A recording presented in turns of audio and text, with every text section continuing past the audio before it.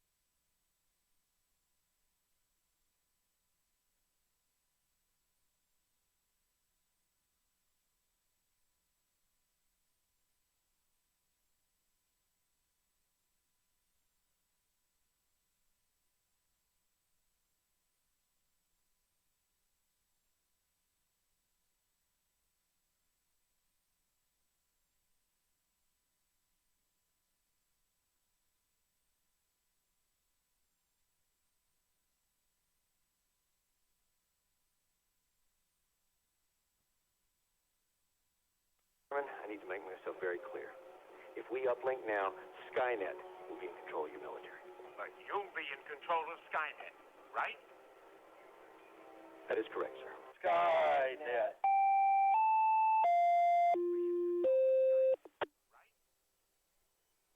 That is correct, sir. Skynet.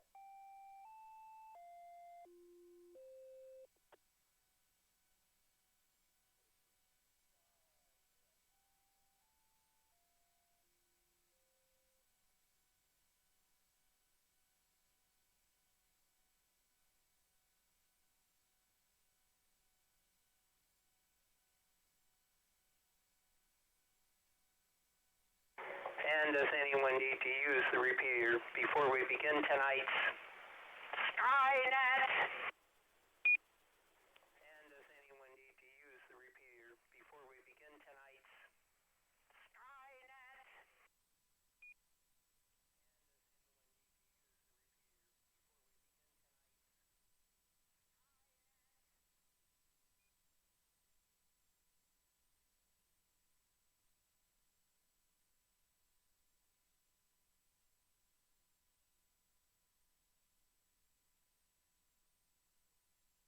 This is Kilo Echo 5, India Charlie X-Ray. My name is Tom, and I'll be your net control for this session of the DARC Skynet.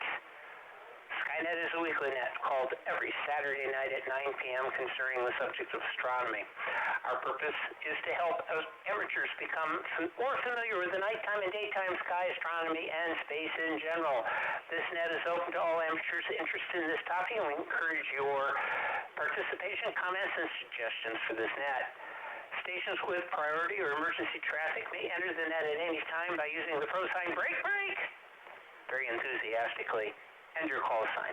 Is there any emergency or priority traffic? Please come now. Very enthusiastically, and your call sign.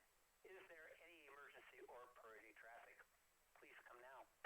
This is a directed net, so please do not transmit without direction from World Net Control. That would be me, and stations are reminded to ID at the end of your transmissions. This weekly net operates on this frequency in case you're not tuned in, or it could be kilohertz off, 146.880 megahertz with a tone of 110.9 hertz. Check-ins via Echolink are also possible using the W5FC-R station ID or Echolink node 37247. Tonight's topics, astronomy charts, pictures, and live audio video links are available online. Go to www.w5sc.org right now for the complete list. Remember to tell others about this popular net. All amateur operators are welcome. You need not be a member of any amateur radio club to participate. This net is 90 minutes long and is structured in several parts. 1. General announcements. 2. Texas Astronomical Society Dallas events, where and when you can look through a telescope. 3. National Space Society events. 3A tonight, the history of the NORAD tracker. 4. Discussion topic of the evening. 5. Space exploration, space history. 6. What's up? 7. Miss Carolyn's constellation of the month. 8. Space launches of the week. 9. Recent astronomical discoveries. 10. Visible satellite passages over the next couple of days. 11. Astronomical Q&A. 12. Alternate universes. 13. 73 round. 14. The Mirror 37 round. All amateurs licensed to transmit on this frequency are invited to check in. So let's start with low power short time check-ins. If you are low power or short time or short attention span, please come now with your call sign phonetically, your name, and where you're transmitting from. On this frequency are invited to check in. So let's start with low power short time check-ins. If you are low power or short time or short attention span. Number 5, Whiskey Oscar India, William and Alan, short time. This is Whiskey 5 Golf, Uniform Sierra, Gus, far northeast Dallas, low power. This is Whiskey 5 Golf, Uniform Sierra, Gus, far northeast Dallas, low power.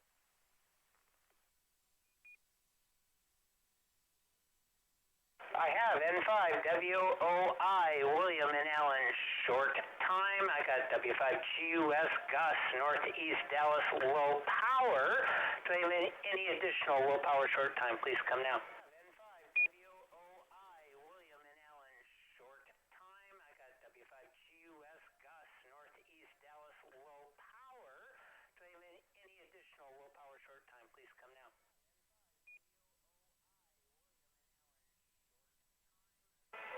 Okay, I have N5WOI, William over and Allen.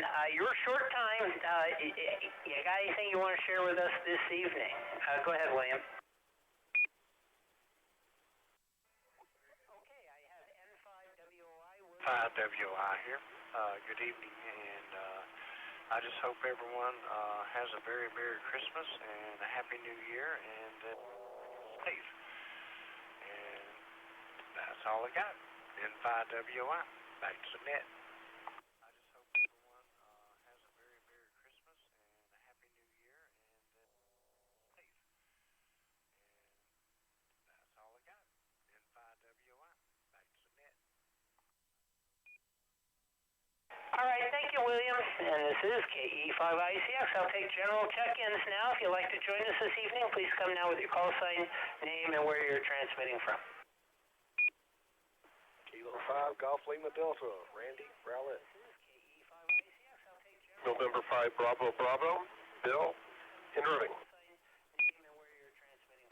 KG5, UKU, David, Mesquite. WB5OZL, Brenda in DeSoto.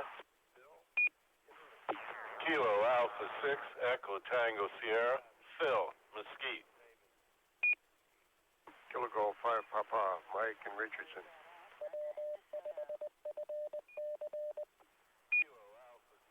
Kilo Foxtrot 5 Zulu Bravo Lima, Bill, Palmer's Branch. Okay, hold up, everybody. You're going way too fast for me. Let me stop ya all because I got new call signs and I can't write that fast. So please stop. Here we go. Let me. Boy, this handwriting's terrible. K5GLD, Randy over in Randy, where are you from? Here we go. Let me boy, this handle. LD, Rowlett. Q5GLD, Randy over in. All right, I got Randy in Rowlett. N5BB, Bill over in Irving. And I got KG5, uniform, kilo uniform. Could I get your name again, please, sir? All right, I got Randy in Rowlett. N5BB. It's David, KG5 UKU. KG5, uniform, kilo uniform. Good. KG5UKU, David. I got you in. The next station, there was another station. I completely lost you at position 7, but I will pick you up in a minute. KA5ATS, Phil in Mesquite. KG5P, Mike over in Richardson. Let's see. Let's continue. Any stations I've not picked up, I'll do so now. Sorry, guys. And gals, it's been difficult.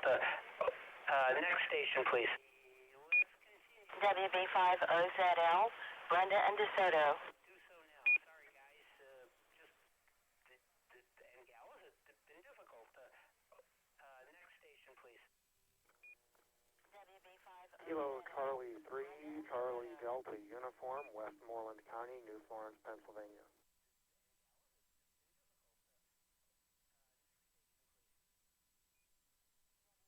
Kilo Charlie 3, Charlie Delta Uniform, Westmoreland County, New Florence, Pennsylvania.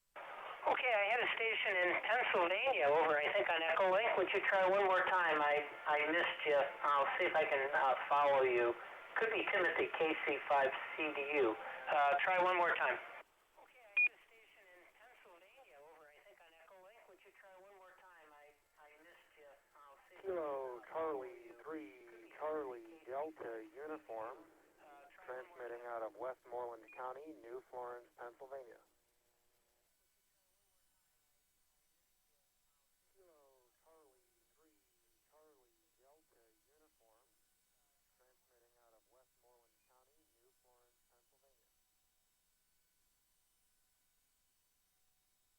I got KC3,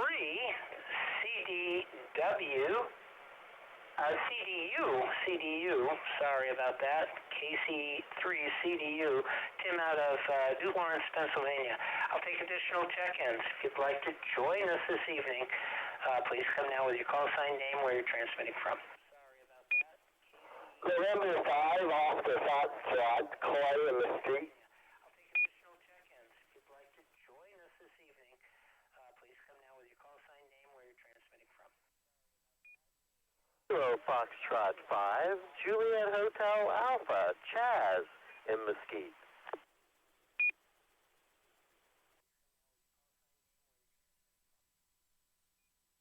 Kilo Foxtrot 5, Juliet Hotel Alpha, Chaz in Mesquite.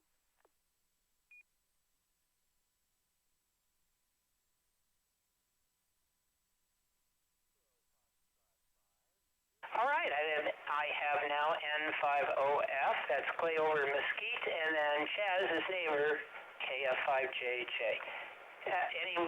Let me go to Echo Link, and then I'll come back to regular check-ins. Anyone over on Echo Link who'd like to join, who has not done so, please come now.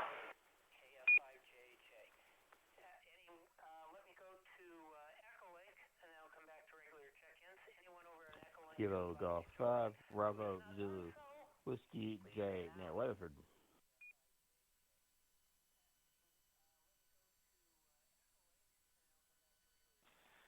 Kilo 5, Juliet, Delta Whiskey, John in Norman, Oklahoma. Kilo Foxtrot 5, Papa Delta Sierra, Billy and Sherman. Kilo 5, Juliet, Delta Whiskey, John in Norman, Oklahoma.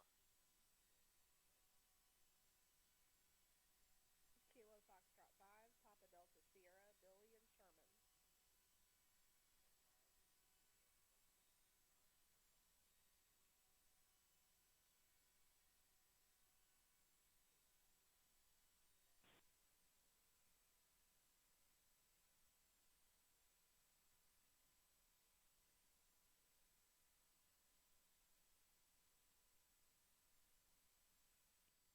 I got 4 more on that. I got KG5BZW, Jade near Weatherford, K5JDW, John over in his winter wonderland in Norman, Oklahoma, KF5PDS, Miss Billy over in Sherman, Texas, N5IMS JJ in Carrollton. I'll open it up to anybody who'd like to check in now. Please come now with your call sign phonetically, your name, and where you're transmitting from.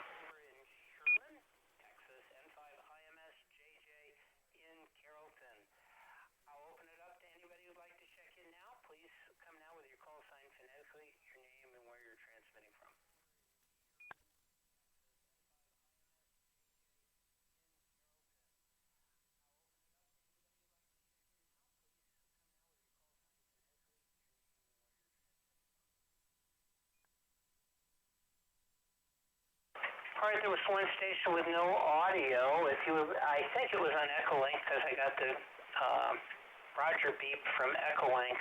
If you would go ahead and type in the window there who you are, and I will acknowledge you. Let me go ahead and continue on. Let's see, do we have any general announcements for this evening's net? These can be ham, astronomical, space, or of general interest to licensed hams. Please come now with your call sign.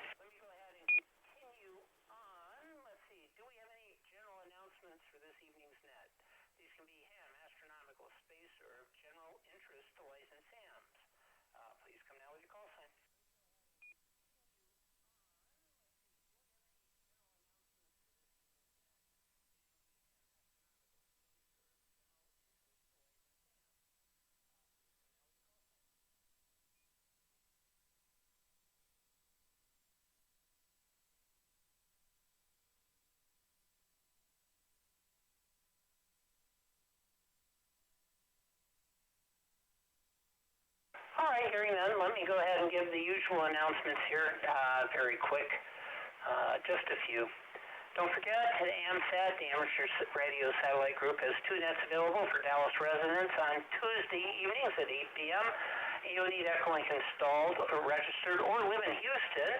You can find under groups in AMSAT a live audio, group that has everything to do with amateur radio satellites. You can also go to amsatnet.com to get additional information. Don't forget, on Wednesday evenings, we have the AMSAT-Net, the Dallas-Fort Worth group that comes on at Wednesday at 9 p.m. on the Arlington repeater, which is 147.140 megahertz with a tail tone of 110 decimal dot 9 with a positive offset.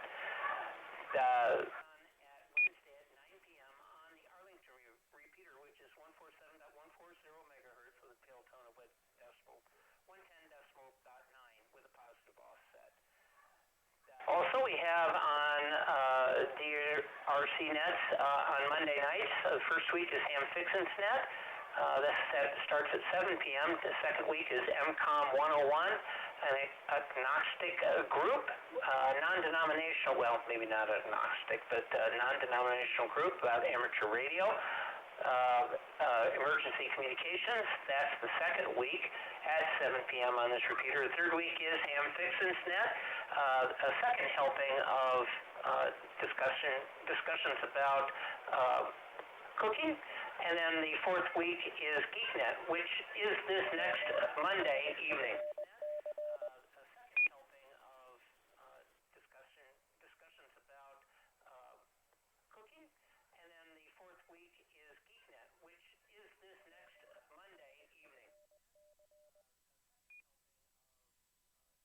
All right, let's go ahead and continue. Oh, tonight we have tonight's After Coil movie net. We actually got a good movie for the net. Hopefully, it's a good net. And this is how this will be reported. Zeus flipped through the over 200 channels on cable, sighing over his seemingly limited selection. He had the Cops Marathon, or the Star Wars Holiday Special, or Jason and the Argonauts. Zeus threw the remote control at the TV set. It was enough to drive a Greek god nuts. join us for maybe one of the better films we've picked this year, Jason and the Argonauts from 1963, tonight at 10:30 p.m. So be ready. I think there's plenty to discuss about that one. 10:30 this evening. You can still see it. It's 90-something minutes long, 92 minutes long, I think. You can keep up with all the DARC events, nets, and activities by going to the club website, which is, write this down, whiskey5friedchicken.org. 2 minutes long, I think. You can keep up with all the DARC events, nets, and activities by going to the club website, which is, write this down, whiskey5. And do we have anybody from the Dallas Astronomical Society of Dallas? Let me try again. Texas Astronomical Society of Dallas. Anyone who is a member of that club would like to talk about things going on, where and when you can look through a telescope, or anything about TAS, please come now. Society of Dallas. Anyone who's This is KF5JHA. where and when you can look through a telescope, or anything about TAS, please come now. Oh, very good. Chaz, KF5JHA. Make this long so I can pull your... I got your file, so talk as long as I need to. Go ahead, Chaz. KF5JHA from KE5ICX. Make this long so I can pull your... I got your file, so... Good evening, everyone. Welcome to Skynet. The Texas Astronomical Society of Dallas meets monthly on the fourth Friday of every month, except November and December. November, it's usually the third Friday, which is right before Thanksgiving. December, there's usually some sort of holiday event, and that can vary on when that happens. But we meet on the fourth Friday of every other month, other than November and December, at the University of Texas at Dallas on campus in Richardson. That's on Campbell Road. The meeting starts at 7:30 p.m. in the Science Learning Center building. That would be on the first floor. That's the lecture hall there. Now, usually at 7 o'clock, there's either a new members sort of a orientation, or also dark side orientation, and that usually alternates in between different months. So come at 7 o'clock and you get some additional information. Now make sure you park in the correct parking lot, because if you don't park in the correct parking lot, you can get a ticket. To get more information about this, you can go to texasastro.org. That's the Texas Astronomical Society website. Usually at the meetings, there's some sort of special speaker on some sort of topic. We have several good ones over the next 4 months in January, February, March, and April, if I remember right. I don't know if that has been published yet, but they will probably come out in the newsletter that should be coming out soon. Good ones over the next 4 months in January, February, March. So on almost every Saturday night, somewhere in the Metroplex, there is a observing session with telescopes somewhere set up in the Metroplex. On the first Saturday of each month, the Spring Park in Garland is the Stargazer Star Party. The next one is on January the 4th. That may or may not happen because of the holiday. Frisco Starfest is on the second Saturday of each month. That's going to be on January the 11th. The next one, that's going to be in the Frisco Commons Park in Frisco. The third Saturday is Cedar Hill Star Bowl at the J.W. Williams Park in Cedar Hill. There's one that should be going on tonight, but again, because of the holiday, that has been canceled. Stars on the Rock is the Shores Park in Rockwall on the fourth Saturday, and that would be next Saturday. I have not heard whether that's going to take place or not due to the holidays, but it may or may not. You go to the website to find out whether that will be a go or no-go. But is there anyone out there, anywhere, that's doing some observing? Because the weather isn't too bad. Oh, yeah, it was really completely clouded last time I looked. So never mind about that. So do you have any questions about the Texas Astronomical Society, its meetings, or where you can take a look through the telescope? Come now with your call sign if you have a question about that. Completely clouded last time I looked. So never mind about that. So do you have any questions about the Texas Astronomical Society, its meetings, or where you can take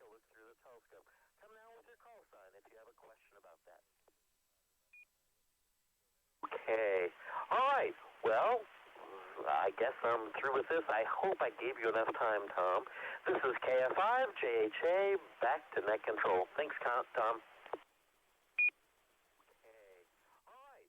Well, I guess I'm through with this. I hope I gave you... Thank you, Chaz. Thanks for the update. And yes, I did get the information and the download. So, by the way, we do video streams. So if you go to w5fc.org, you'll find it there with all of the various photographs and star charts and all of that. Because sometimes it's hard to do that over the radio, explain things.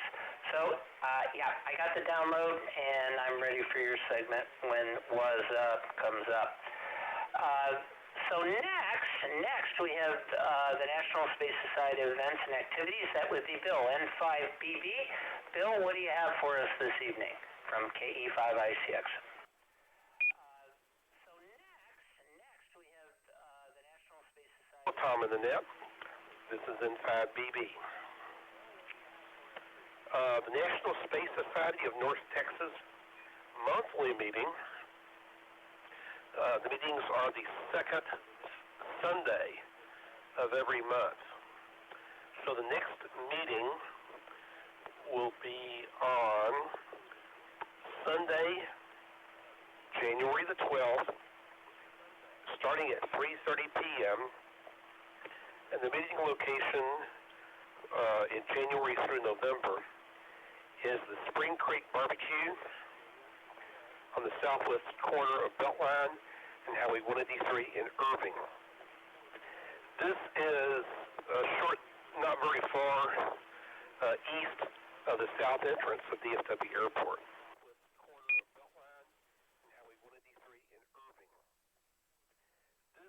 So if you need more information about that, please contact me, N5BB, at ARRL.net. Now, there is some unfortunate news for Boeing this week. Beside all their problems with the 737 MAX airplanes, they had a problem with their Starliner. This is the human capsule built by Boeing. So there's two capsules which are currently NASA's planning on using. One is the Crew Dragon from SpaceX, and the other one is the Starliner from Boeing. It's estimated that the cost per seat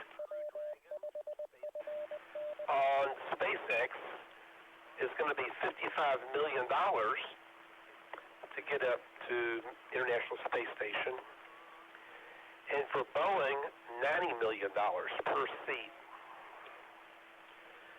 So the cost for Boeing is even higher than the Russian Soyuz price, which NASA's had to use so far. Unfortunately, on Friday, Boeing was trying to do an unmanned test to send a Starliner to the International Space Center and dock. There was a dummy in a seat nicknamed Rosie, like Rosie the Riveter. But that was the only thing similar to a human that was in it. The Atlas V, by the way, you probably heard of the Atlas rockets before. They've been used a very long time. The Atlas V took the capsule up with no problem. They released it. Everything was fine. Then the Starliner was supposed to fire its main rocket to get it up into the orbit of the International Space Station. Unfortunately, something happened with the clock. Either software or hardware problem, and that firing did not occur. But there was another firing that did occur. That was for the control, the attitude control rockets, smaller rockets that are designed to control the attitude of the spacecraft as it was approaching the International Space Station. They did not realize that the software and hardware for those rockets did not realize that the main firing had not occurred. The Starliner thought that portion of the spacecraft thought that it was in orbit going toward the space station. The air bands on all the control system were narrow because in space there's not much air, very little to buffet you around. And so these small rockets, the attitude control, they used up a huge amount of fuel trying to stabilize the spacecraft, and they weren't supposed to be operated at that lower altitude. So by the time Boeing figured out something was wrong, they tried to send a command to fix this. But, bad luck. The spacecraft was in an area between two control systems. Normally for such assets, they use the TDRS satellites, TDRS, and evidently they were in a place where they were between connecting to one and connecting to another in the turnover or something. And so the command did not get through until much later. And there wasn't enough fuel left, even after they stopped those rockets, for them to continue on to the ISS safely. So currently the Starliner is in orbit, and they plan to deorbit it and land at White Sands Missile Range, which is located north of El Paso, about 1 to 2 hours, depending on where you are. 1 to 3 hours, actually, depending on where you are in White Sands Missile Range. And it's supposed to be a landing on hard ground. I believe they use parachutes supplemented with some airbags to make a reasonably soft landing. So it'll be interesting to see if that works out. So there are some things they're testing that still can go on. But unfortunately, it didn't get to go to the ISS. Now, SpaceX has had their own problems, although they did send an unmanned capsule successfully to the International Space Station. Their problem with their escape system for humans did not work when some rockets went off and unfortunately the thing exploded. It was not a controlled fire. It was an explosion. That was several months ago. I think it was July. So SpaceX has successfully made an unmanned trip up there, but they've had problems so far with their emergency escape system. Boeing did not make it to the ISS, and they still got to do a test of the emergency escape system. I believe the next test for the SpaceX will be one in which they actually destroy the main rocket to see if the escape system can get the capsule away from the explosion safely. And that test is coming up, I believe, in January. So, of course, originally, both companies thought they were going to be up there like a year or more ago. And then they were also sure they were going to make it in 2019. So, of course, now they're trying to both, I'm talking about manned capsules getting to the ISS.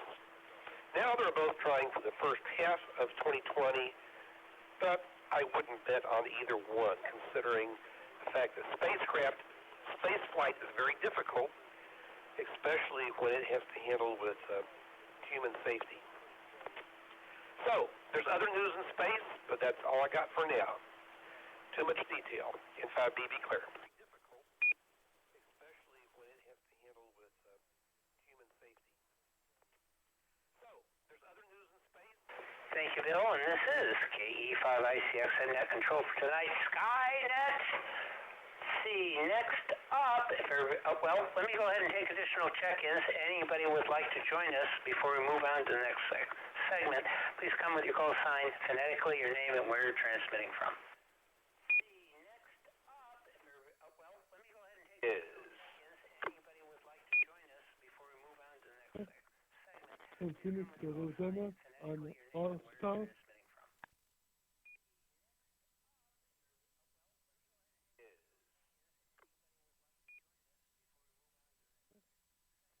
Phoenix, Arizona on All-Star.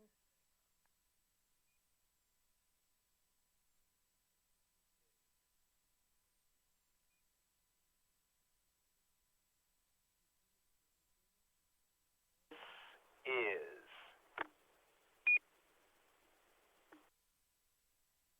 Bravo number 4, Mike Foxtrot, India, WB4MFI,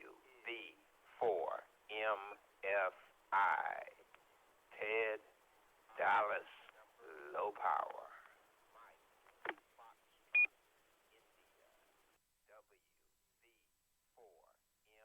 Hello, Golf 5, Juliet Papa, November, Mark in Oak Cliff.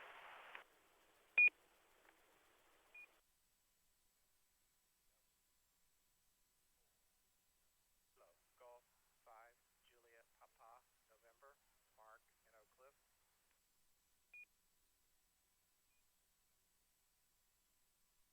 Okay, I had 3 stations, 2 of which I got. One was over on Echolink. I'll pause in a minute here. I've got the 2 stations over RF, WB4MFI, that's Ted over in Dallas, low power. Thank you, as always, Ted, for checking in. KG5JPN, Mark, over in Oak Cliff. He's checked in. There was another station on Echolink. I'll go ahead and give extra time for Echolink. If you're out there, please come with your call sign, your name, and where you're transmitting from. Over in Oak Cliff, he's checked in. There was another station on Echolink. I'll go ahead and give extra time for Echolink. If you're out there, please come with your call sign, your name, and where you're transmitting from.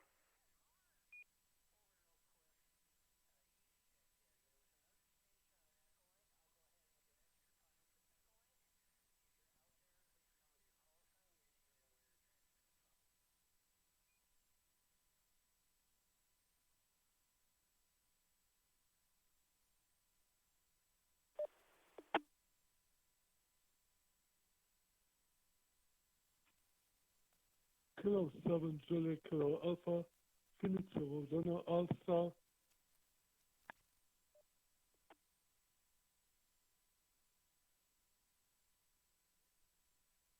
Kilo 7, Juliet, Kilo Alpha, Phoenix, Arizona All-Star.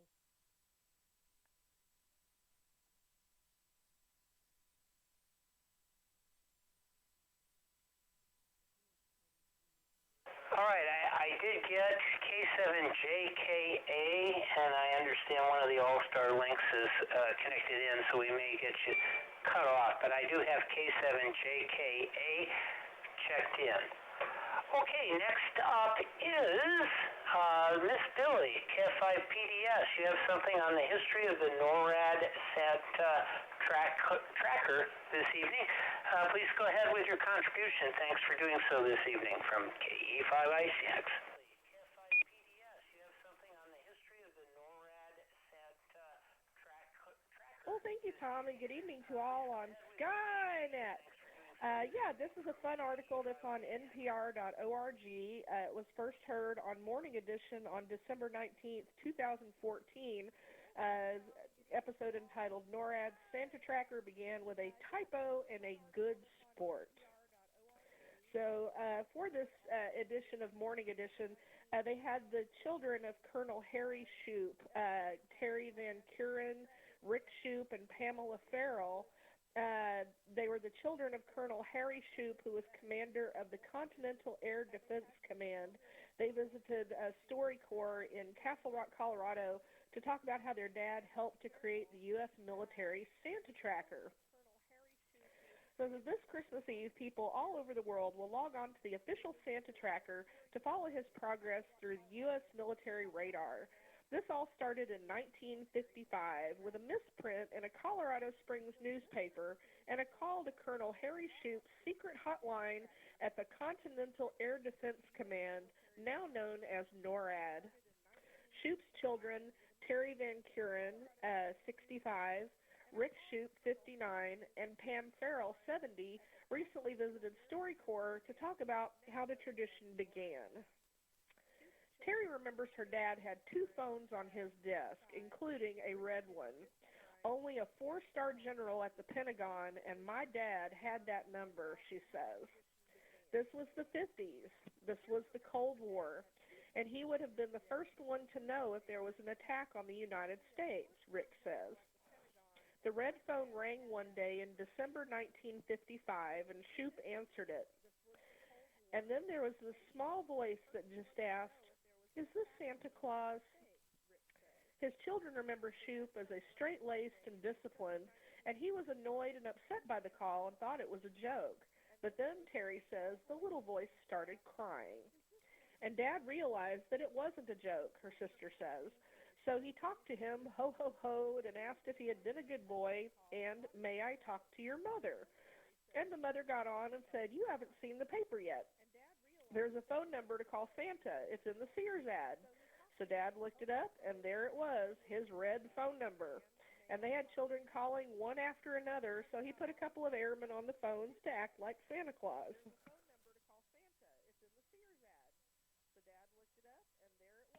It got to be a big joke at the command center. You know, the old man's really flipped his lid this time. We're answering Santa calls, Terry said. The airmen had this big glass board with the United States on it and Canada, and when airplanes would come in, they would track them, Pam said. And Christmas Eve of 1955, when Dad walked in, there was a drawing of a sleigh with 8 reindeer coming over the North Pole, Rick says. Dad said, "What is that?" They say, "Colonel, we're sorry. We were just making a joke. Do you want us to take that down?" And Dad looked at it for a while, and next thing you know, Dad had called the radio station and said, "This is the commander at Combat Alert Center, and we have an unidentified flying object. Why, it looks like a sleigh." Well, the radio stations would call him like every hour and say, "Where's Santa now?" Terry says. And later in life, he got letters from all over the world, people saying, "Thank you, Colonel, for having, this sense of humor." And in his 90s, he would carry those letters around with him in a briefcase that had a lock on it like it was top secret information. He was an important guy, but this is the thing he was known for. Yeah, Rick says it's probably the thing he was proudest of, too. So again, this was produced for Morning Edition by Jasmine Belcher Morris back in December 2014. You can find this article on npr.org. And if you want to look at the NORAD Santa Tracker today in all of its high-tech glory, you can go to noradsanta.org, and you can find a website. When you pull it up, it says NORAD Track Santa, and there's a Let's Go button and a Santa Tracker countdown. So right now it's currently counting down to Christmas Day with a running countdown. And if you click on Let's Go, it will take you to a button called NORAD HQ, where you can read about this same history. They have it in a little bit more condensed form than the NPR article. They also have an arcade where you can play daily Christmas-oriented games, a theater where you can watch little Santa movies, a music stage where you can hear Christmas music, a library where you can read Christmas-oriented stories, and a gift shop, but that takes you to an external site. I did not follow that because I'm not interested in that. But I have watched the Santa Tracker, and if you click on it at midnight, it shows Santa loading up the sleigh and leaving the North Pole. And then, of course, it tracks Santa real-time across the world. And then if you watch it all the way to midnight on, Christmas Day, to morning of Boxing Day, it shows Santa pulling the sleigh back into the North Pole. So they really do a very realistic and fun tracking of Santa. I mean, from the get-go, from the loading up of the sleigh and the takeoff, all the way to the return home to the North Pole. So again, that is noradsanta.org. And of course, it wouldn't be complete without an app. If you go to the Google Store or the Apple, the App Store, if you look for Santa Tracker, it's a free tracker. I believe it's got in-app purchases, but it's the one, it says NORAD in green letters, and there's a Santa hat on the end. So again, you can access the free NORAD Santa Tracker app if you really want to track Santa and be high-tech about it. Or you could go to noradsanta.org, and you can track Santa on the website. So again, this is KF5 PDS, wishing everyone a very happy winter solstice and a very Merry Christmas and Happy New Year. This is KF5 PDS, back to net.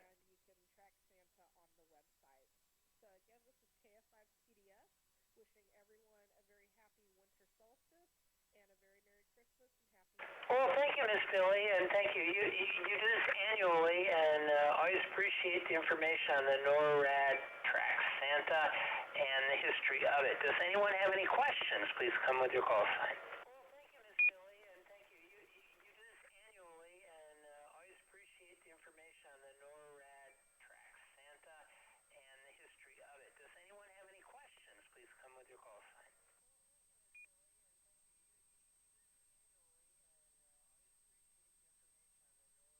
Okay, John says, John, K5JDW, he's over on Echolink, he says, don't forget HF stations will be participating in Talk to Santa event, the SantaNet on 75 millimeters. John, if you would like to provide that information, I will mention it later on 75 millimeters Talk to Santa as well. And this is KE5ICX, I'm net control for tonight's Skynet. So I get to talk about the discussion topic of the evening. Boy, there's been a lot of stuff that's been competing. All of the launches that have been going on, one of the meteor showers that's going on, of course, Star Bethlehem, which we're going to hear about in a little bit. Bunches and bunches of stuff in December, including the December solstice, which shows up here, the winter solstice on the 22nd. Hold on just a second. I got to let a dog out. Bunches of stuff in December, including the December solstice, which shows up here, the winter solstice on the 22nd. Hold on just a second. I got to let a dog out.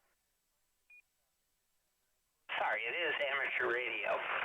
Let's see. So tonight, I want to talk about Boeing's CST-100 Starliner. This is the Crew Space Transportation System. That's what the CST stands for. And is a crew capsule under construction by Boeing and is in participation with the NASA's Commercial Crew Development, or CCDEV, program. Its primary purpose is to transport a crew to the International Space Station and to private, hold on here, I gotta do everything. There you go, so you can see it, a picture of the Starliner. Its primary purpose is to transport crew to the International Space Station and to private space stations such as the proposed Bigelow Aerospace Commercial Space Station. Starliner. Its primary purpose is to transport crew to the International Space Station and to private space stations such as... Starliner is similar in concept to the Orion spacecraft being built by NASA by Lockheed Martin. The capsule has a diameter of 4.56 meters or 15 feet, which is slightly larger, believe it or not, than the Apollo command module and smaller than the Orion capsule. The Starliner is to support larger crews of up to 7 people and being designed to be able to remain on orbit for up to 7 months with reusability of up to 10 missions.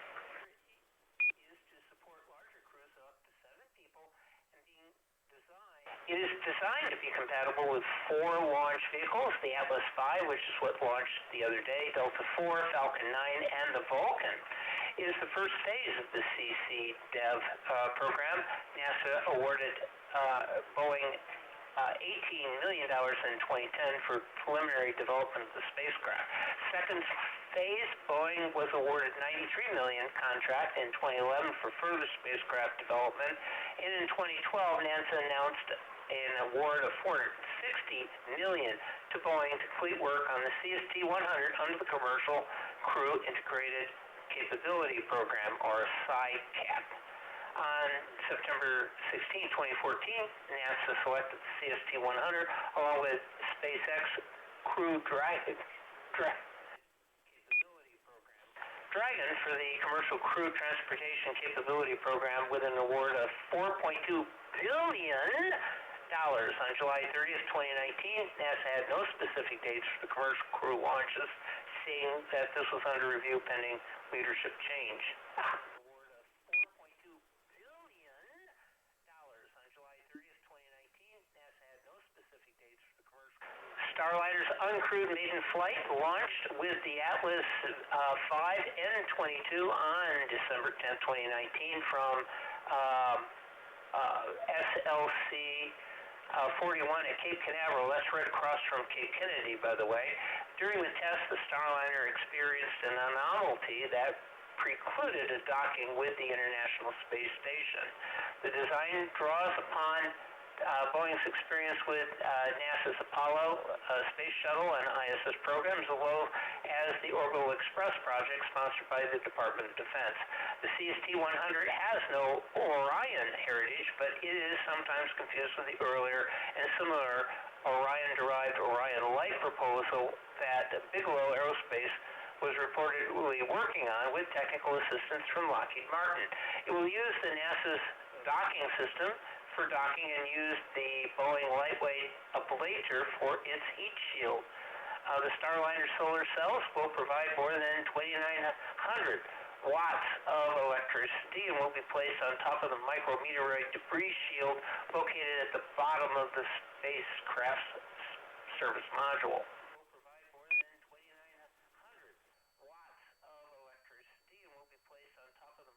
As mentioned earlier, it is designed to be compatible with multiple launch vehicles, including the Atlas V, Delta IV, and Falcon 9, as well as the planned Vulcan. Unlike earlier U.S. space capsules, the CST-100 will make airbag cushion landings on ground rather than into water. 5 landing areas are planned in the western United States, which will give the CST-100 about 450 landing opportunities every year. The CST-100 includes 1 space tourist seat, and the Boeing contract with NASA allows Boeing to price and sell passage to low Earth orbit on that seat. The CST-100 includes 1 space tourist seat, and the Boeing contract with NASA Boeing's Starliner crew capsule flew into the wrong orbit soon after lifting off from Cape Canaveral on an unpiloted demonstration flight Friday morning, burning too much fuel and precluding the new commercial spaceship from docking with the International Space Station. Mission managers say the capsule will target an early landing in New Mexico Sunday, bringing Boeing's Starliner orbital flight test to a premature conclusion. The human-rated space taxi, developed through the multi-billion-dollar contract with NASA, was supposed to link up with Space Station Saturday on a shakedown mission before U.S. astronauts are cleared to fly on the next Starliner mission in 2020.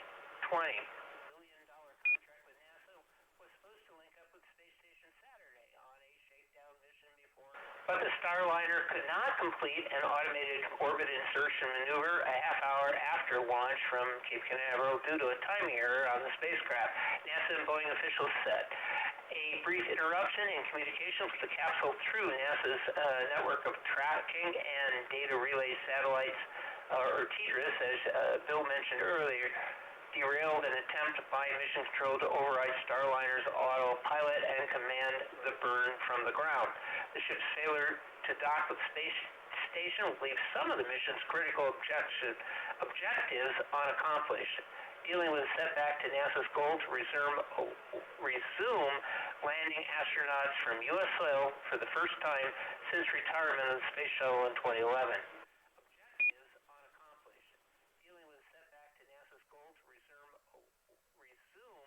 We did obviously have some challenges today. NASA Administrator Jim Bridenstine, in a post-launch press conference at Kennedy Space Center, said, when the spacecraft separated from the launch vehicle, we did not get orbital insertion burn that we were hoping for.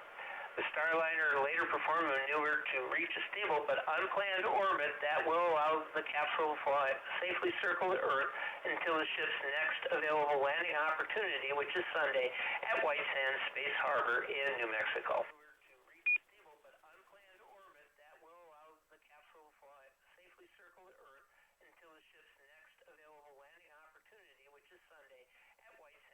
And I won't go into any of the other details at this point, but it still has some definite promise and has pedigree both with the Apollo and with the original Orion program. So hopefully they will be able to fly this vehicle going forward. So we'll see what happens. Of course, the landing is very important in White Sands, so we'll see how that all goes. The anomaly that was discussed happening outside of communications with Earth is one of those things, and that has cropped up in other manned spacecraft simulations and reality, which is when you're out of touch. It requires in a manned spacecraft the astronauts on board to make immediate accommodation and rectification for whatever problems are going on. We don't get that on this mission, and there have been other unmanned missions where that's occurred. So hopefully this isn't a huge setback for the Starliner. I don't think it will be. This will still be a demonstration test to see how far they can go with the spacecraft and all the manned systems that will be necessary to support the spacecraft. So we'll see what happens. This is KE5ICX and net control for tonight. Skynet!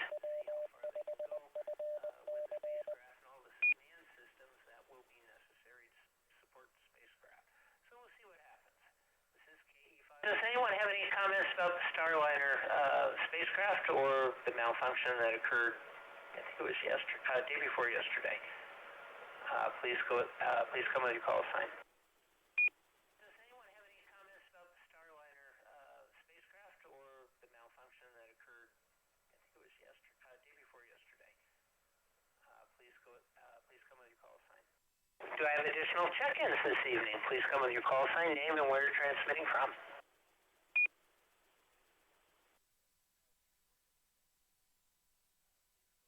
Alpha 5, Alpha Hotel, Robert Richards. This evening, please come with your call sign, name, and where you're transmitting from.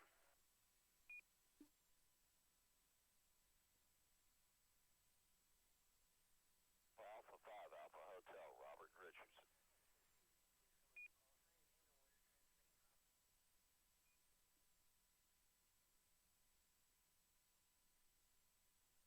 I have AA5AH, Robert and Richardson, and I also have Philip earlier from K5KOB in Crandall. He's over on a Facebook page. He's checked in here by audio as well, by RF. Okay, let's see here. Let me go ahead and go with Brenda, WB5OZL. You have space history for us this week, so please go ahead from KE5ICX. Thank you, Tom. This is WB5OZL. We're looking at dates for the week. December 16th in 1965 was the launch of Pioneer 6. Pioneer 6, 7, 8, and 9 were created to make the first detailed comprehensive measurements of the solar wind, solar magnetic field, and cosmic rays. They were designed to measure large-scale magnetic phenomena and particles and fields in interplanetary space. Data in the vehicles has been used to better understand stellar processes and the structure and flow of the solar wind. The vehicles also acted as the world's first space-based solar weather network, providing practical data on solar storms, which affect communications and power on Earth. The vehicles also acted as the world's first space-based experiments studied the positive ions and electrons in the solar wind and the interplanetary electron density, solar and galactic cosmic rays, and the interplanetary magnetic field. The spacecraft were important collectors,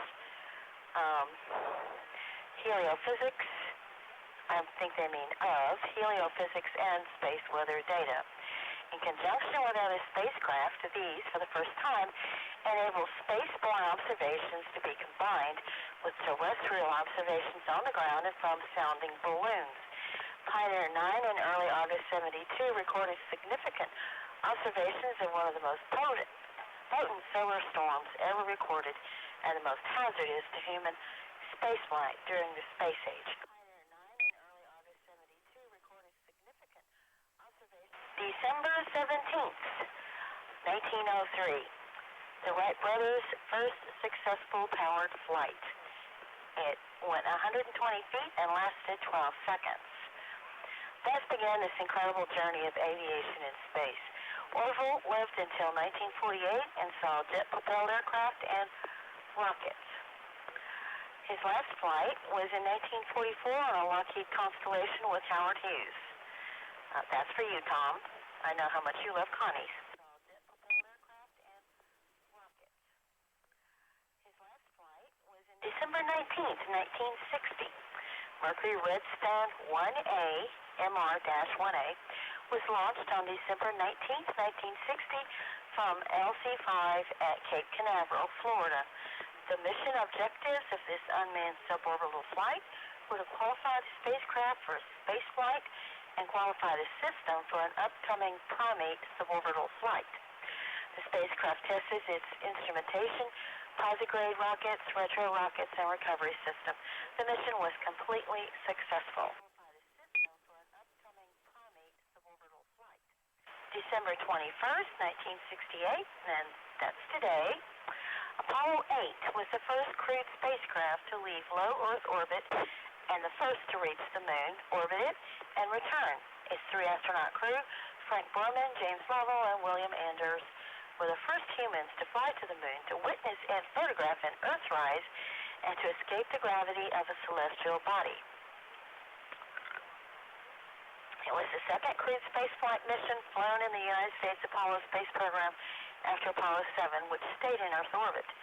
Apollo 8 was the third flight and the first crewed launch of the Saturn V rocket, and was the first human spaceflight from the Kennedy Space Center located adjacent to Cape Canaveral Air Force Station in Florida.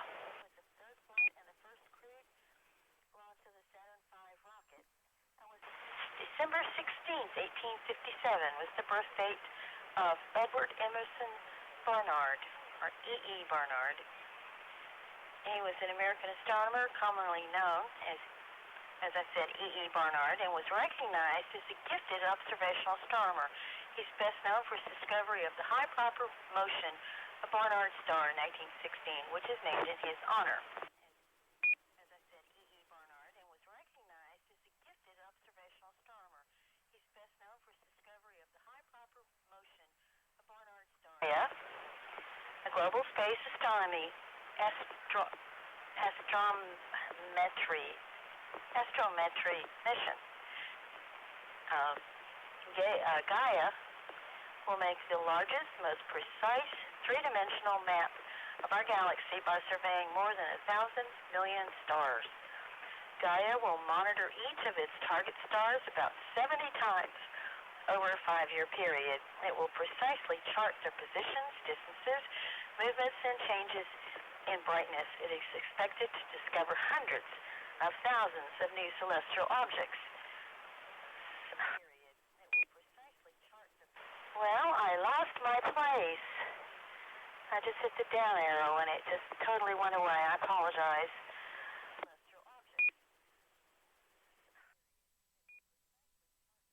Well, I lost my place. I just hit the down arrow and it just totally went away. I apologize. Okay. Launched 20 years ago this week. The STS-100 mission featured 24 hours of spacewalk. Oh, that's a different article. Gaia's mission will also study about 500,000 distant quasars and provide stringent new tests of Albert Einstein's general theory of relativity. Oh, that's a different article. Lastly, this week, the Hubble Space Telescope got its 2.4 billion kilometer checkup. With only 2 of its 6 gyroscopes functioning, the Hubble Space Telescope suspended science operations in November 1999 while awaiting its 3rd servicing mission. Launched 20 years ago this week, the STS-100 mission featured 24 hours of spacewalks over 3 days to refurbish the ailing Hubble, which had traveled nearly 2.4 billion kilometers since its 1990 launch.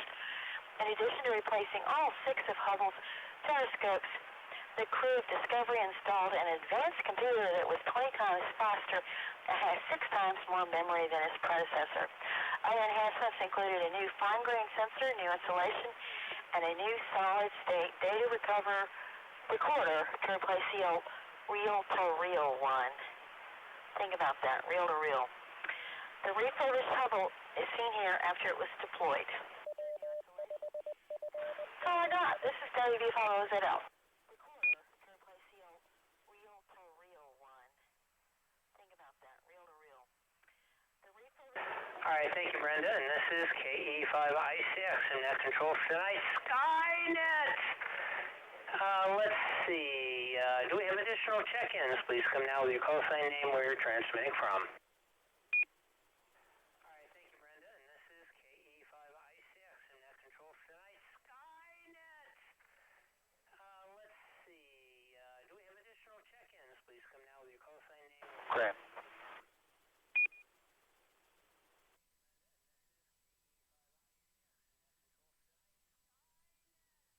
All right, I got K5KOB, Philip and Crandall, and I do have you checked in now. If I missed you earlier, I'm sorry. Let's see here. Hold on just a second. I have to pull up the Chaz last. Oh, I got it. Okay. I think I'm ready. All right, Chaz, KF5JHA, you have something special for us this evening, so please go ahead from KE5I6. Oh, I got it. Okay. I think I'm ready. All right. Our net control. Good evening, everyone. This is Chaz, KF5JHA. My degree is in astrophysics. I work at Brookhaven Community College, and we call this segment of Skynet Was Up. Tonight, I want to talk about the skies, not what we see tonight nor over the next week, but rather something that happened over 2,000 years ago, the Star of Bethlehem. I've done this before, but it's been a while. Before we delve into the science, we need to know some of the facts. What is the description of the star and when did it occur is two things we need to really find out. To get some basic information, we first must go to the Bible, because that's where the star information is located. So let's begin with the second chapter of the book of Luke, verses 1 through 7. Two things we need to really find out. To get some basic information, we first must go to the Bible, because that's where the star information is. Those days, Caesar Augustus issued a decree that a census should be taken of the entire Roman world. This was the first census that took place while Quirinius was governor of Syria. And everyone went to their own town to register. So Joseph also went up from the town of Nazareth in Galilee to Judea to Bethlehem, the town of David, because he belonged to the house and line or lineage of David. He went there to register with Mary, who was pledged to be married to him and was expecting a child. While they were there, the time came for the baby to be born. She gave birth to her firstborn son. She wrapped him in clothes and placed him in a manger because there was no guest room available for them. Interesting version of the Bible. This will give us a little bit of information about the place the star appeared. We need to get some more information on the date and the description of the star by looking in the second chapter of Matthew, verses 1 through 16.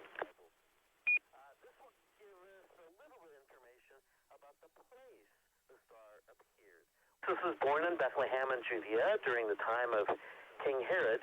Magi from the east came to Jerusalem and asked, "Where is the one who has been born King of the Jews? We saw his star when it was rose and had come to worship him." When King Herod heard this, he was disturbed, and all Jerusalem with him.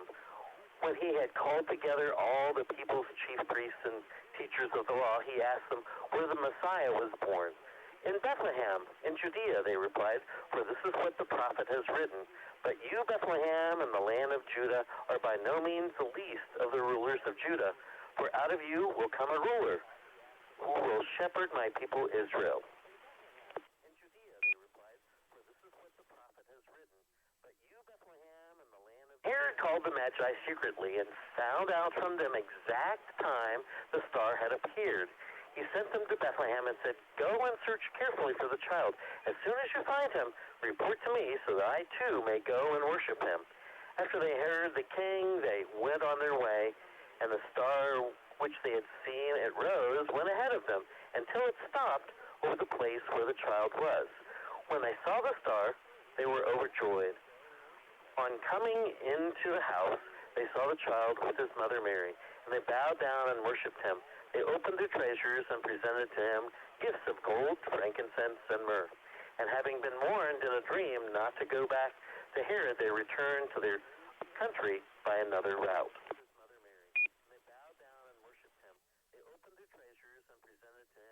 Gone, an angel of the Lord appeared to Joseph in a dream. Get up, he said. Take the child and his mother and escape to Egypt. Stay there until I tell you, for Herod is going to search for the child to kill him. So he got up and took the child and his mother during the night and left for Egypt, where he stayed until the death of Herod. And so was fulfilled what the Lord had said through the prophet, out of Egypt I called my son.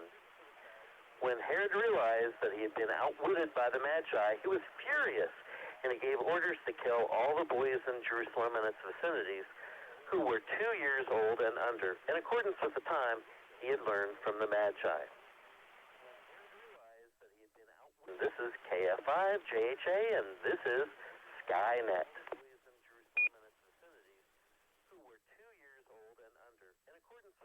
Since some historical figures are listed in the biblical passages, we can find out when they lived to narrow down the time that we need to look. Octavius was awarded the title of Augustus in 28 BC. His full title was Caesar Augustus and lived until the year 14. Now let's look at Herod.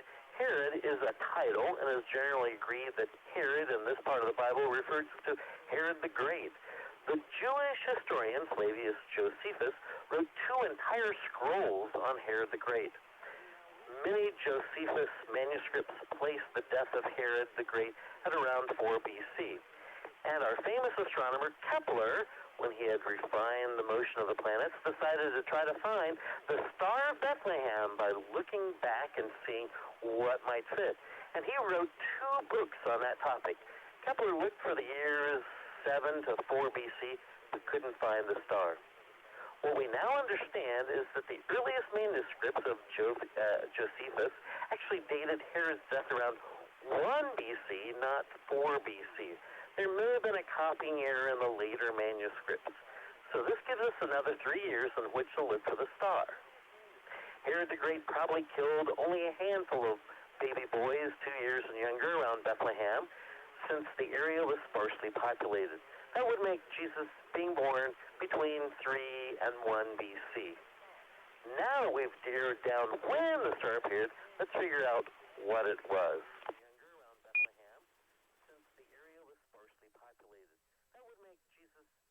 2,000 years ago, the word star meant any light in the sky, so let's explore some possible explanations. Meteors are streaks of light across the sky that last a fraction of a second or as long as a minute. A meteor is just a small piece of debris that runs into the Earth's atmosphere, and the friction is so great that they burn up.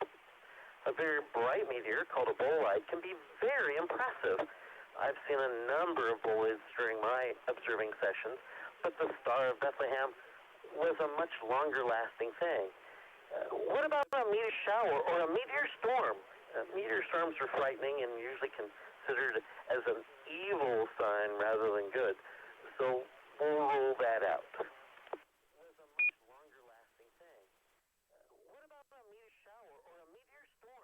What about a comet?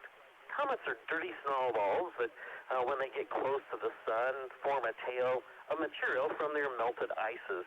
Comets could last for days, weeks, or months in the sky.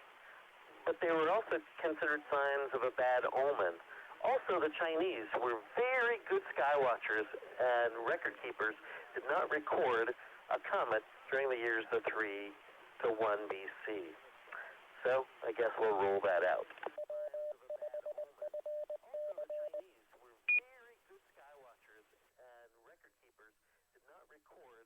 A nova or a supernova in the sky. Nova and supernova are caused by the processes at the end of stellar lifetimes, and we've talked about those before on Skynet. The sudden appearance of a new star, a nova, in the sky could have been the Star of Bethlehem. But once again, no culture recorded a nova or a supernova during this period of time. The sudden appearance of a new star, a nova, in the sky could have been the Star of Bethlehem.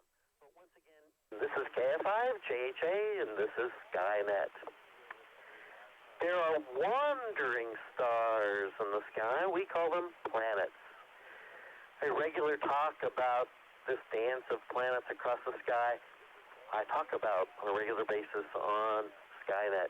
The planets move in a way that was not understood well until the time of Kepler. Most of the time, the planets move from west to east against the background of stars. But one or more times a year, they go backwards in what we call retrograde motion. This is the faster moving Earth catching up and passing the slower planet in their orbit. It is like you passing a slower car on Interstate 635. The slower car appears briefly to be going backwards compared to the background buildings. But both of you and the slower car are still going in the same direction.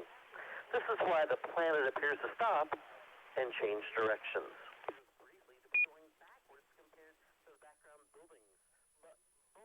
Using computer software, I use Stellarium.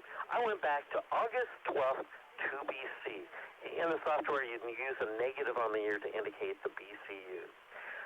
I set the location to Bethlehem, but Babylon would be good since that's where the Magi came from, and we'll talk more about that later. On August the 12th, 2 BC, the planets Venus and Jupiter were in conjunction. A conjunction is when two objects are close to each other in the sky. Jupiter is considered the king planet and Venus the woman or mother planet. Actually, this was a really close conjunction, but this kind of thing would happen regularly. The series of events after this are really fascinating. Jupiter is considered the king planet and Venus the woman or mother planet. Actually, this was a really September 14th, 2 BC, the planet Jupiter is in conjunction with the star Regulus. Regulus is considered a regal star or the king star. The king planet and the king star being in conjunction is significant. But again, this happens about every 12 years or so. But remember retrograde motion? On November the 27th, 2 BC, Jupiter stops and goes backwards. Then Jupiter passes by Regulus again for a second time on February 15th, 1 BC. 27th, 2 BC, Jupiter stops and goes backwards. Then March 29th, 1 BC, Jupiter stops again and resumes its regular eastward motion. Jupiter passes by Regulus for a third time on May 9th, 1 BC. This series of conjunctions are really rare. Also, Jupiter just traced out a halo or a crown around Regulus, the king star. But one more makes this series of conjunctions even more unique. On June 17th, 1 BC, the planet Venus gets so close to Jupiter that they appear as a single object in the sky. If they had had telescopes back then, the planet Venus would have been closer to Jupiter than any of the 4 Galilean moons on that date. It would have appeared to the unaided eye as the brightest object in the sky that anyone had ever seen any time during recorded history.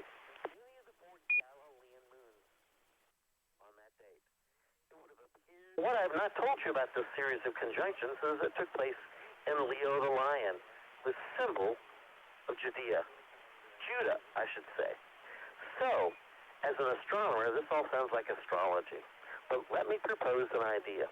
Astrology says that the stars can determine your future. But what if it works the other way around? What if the sky is a thermometer that measures what's going on rather than a controlling device like a thermostat? Think about that for a moment. And this is KF5, JHA, and this is Skynet. What if the sky is a thermometer that measures what's going on rather than planetariums across the world present planetarium programs every year during December about the possible explanations for the Star of Bethlehem. Of course, you can't rule out a miracle, but we don't have a way of measuring a miracle unless you have a built-in time machine, so you can go back in time to see that miracle. Of course, there have been lots of afterglow movies on this repeater. Rule out a miracle. Travel. Measuring a miracle unless you have a built-in time machine, so you can go back in time. A friend from the past, J. Elkes, that wrote a short science fiction story that explained the Star of Bethlehem. The story went something like this. A present-day group of 3 scientists built a time machine powered with an exotic fuel source. The first place they wanted to go back in time to was the birth of Jesus. They studied to determine the correct date. They knew what location. They tried to learn the languages for that part of the world during that time. They had clothes designed and fabricated to be correct for the period of time. And knowing that they might need to stay for weeks or even months, they took some very valuable things to trade: gold, frankincense, and myrrh. They got in a time machine and pressed the button. In moments, they were back 2,000 years into the past. As soon as they arrived, they realized their craft was leaking energy, and they would only have a couple of hours, not weeks or months, to explore. So they walked to the close, tiny village and wandered the few streets and found a family with a newborn baby in a small, open animal shelter. They realized this family was so very poor that rather than taking their trading materials back with them, they left them with the family. They went back to their ship to find the energy leak was so great that a beam of light was projected into the sky.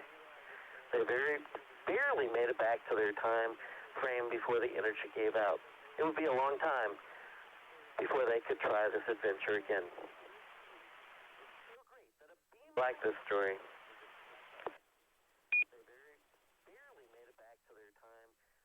Anyway, we don't know how many wise men or magi there were. The Bible only lists 3 gifts, and so it has been inferred that there were 3 wise men. It is likely that an entire caravan of people accompanied these magi. But who were the magi? There are 2 main lines of thought. The first is that these were descendants of the prophet Daniel. There is no record of Daniel ever leaving Babylon. The second idea is that they were Zoroastrian priests, which were astrologers. The current Zoroastrian religion makes note of this event as part of their past, and I have even talked with a DFW resident who is a Zoroastrian about the Magi, and they've confirmed this. The current Zoroastrian religion makes note of this event. Time of the year, there are many celebrations about the winter solstice, which, by the way, just happened 2 minutes ago here, which is the shortest day and the longest night of the year. Many cultures have celebrations involving lights. My prayer for all of you is that you spend this holiday with family and friends, enjoying the company of each other. My youngest daughter, when she was around 4 years old, said that relationships were the most important thing. Wow, we need to learn from that 4-year-old. I've used several resources for this presentation, including the Stellarium computer software. Stellarium.org is where you can find it. If you want to find more information about the Star of Bethlehem, you can visit a website, BethlehemStar.com. And you can also check out a book, The Star of Bethlehem by Michael Molnar. I've given links to Tom, and he's probably got that up on the video segment of this.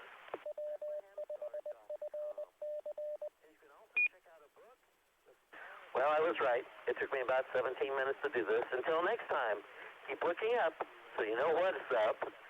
This is Chaz, KF5JHA, wishing all of you a Merry Christmas and a Happy New Year. Back to our net control, Tom, KE5ICX. Good night. Keep looking up so you know what's up. This is Chaz, KF5JHA, wishing all of you a Merry Christmas and a Happy New Year.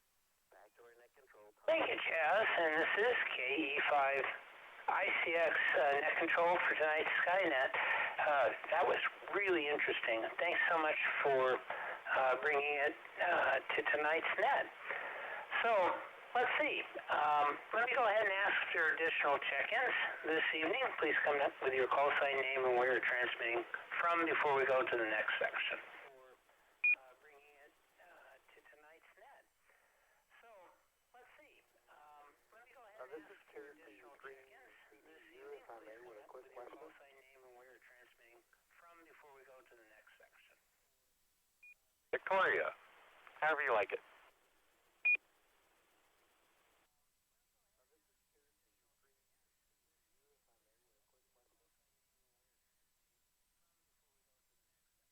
Well, I had a triple. I've got one call out of that. I've got KF5TSK, Burrow, and Dallas. There are others. Please come now.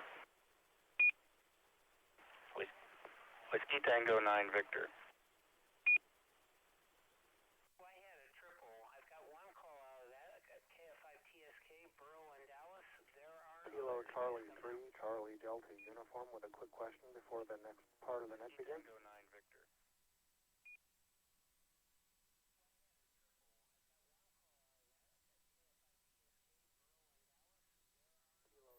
All right, very good. I have KF5TSK, Burrow, and Dallas. I got WT9V, Michael. He is here. And I've got a recheck KC3CDU. Timothy, go ahead with your recheck and question. Michael, he is here. And I've got a recheck. Yeah, very good. Thank you. The name here is Timothy. So I'm wondering real quick, does this specific system have an all-star connection? I'm connected in through Echolink, but honestly I prefer all-star. So if you have an all-star connection, is that possible for you to hook me up with that information?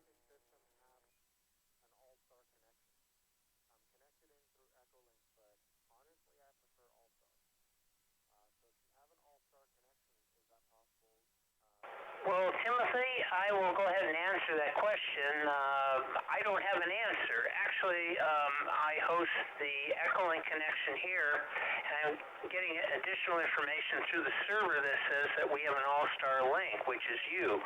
When I go and I look at the Echolink connection, it does not show that. So it's filtered out. So my short answer is yes, you are on Echolink through an all-star link connection. Does that help? KE5ICX. So it's filtered out. So my short answer is negative. The all-star connection is my own. I know I'm on an all-star connection through Echolink. That doesn't really help, but I do nonetheless appreciate the information because the answer is obviously no, you don't have all-star. Okay, I'll continue listening through Echolink, even though the audio through All-Star would be much better if you had All-Star, but I got some kind of bias. This is KC3CDU. Thank you for allowing me to recheck there. I'll be listening on the side and back to net control.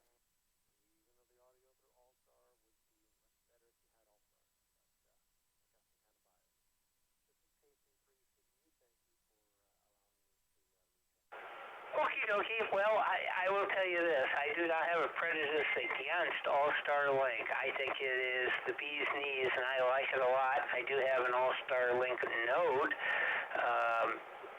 that I've experimented with. I have not gone further with it, but that doesn't mean I don't like it. I'll go with anything that works really well, and this was actually this link for Echolink was an early one that was forged through by my predecessor, and we have built upon that modestly, but we have done so. So come back anytime. We appreciate it. Let's see. I've got WT9V. Michael checked in. Let's see. Oh, we're getting close to the end. So Mike, KG5P, you got it. You're the final guy this evening. So go ahead with Miss Carolyn's Constellation of the Month. KG5P from KE5ICX. KE5ICX, KG5P. Tom, I don't think I can do this in 3 minutes. And I certainly can't outdo Chaz's great presentation. We might tell the KC3 station that we do have another net, which is TechNet at 7 o'clock on Saturday nights, which would probably be a better place to field those sort of questions than this astronomy net. So I'll postpone mine till next week, KG5P.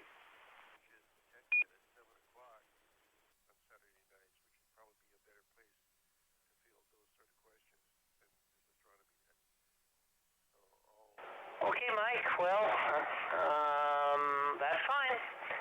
So what I'll do is this. I'll go ahead and close it out this evening. We had lots of participation this evening, and it's most appreciated. We'll continue up with the rest of the discussion involving this net, Skynet. So tonight we had, let me go ahead and take a final check-in before I get that final count.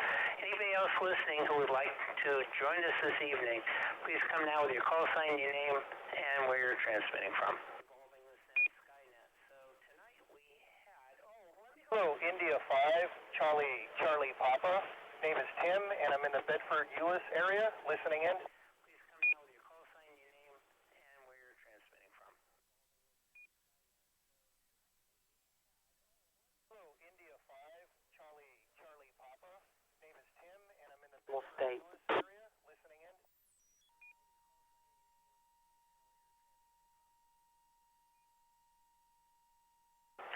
I have KI5CCP, Tim, over in Bedford. You're number 24 this evening. So I'm going to go ahead and close it out. Thanks to everybody. Tonight we had 24 hams participating this evening, including myself. Thanks to all who checked in this evening. Hope you join us here next week and every Saturday night at 9 p.m. to discuss astronomy, space, and space exploration. On this net, the sky is never the limit.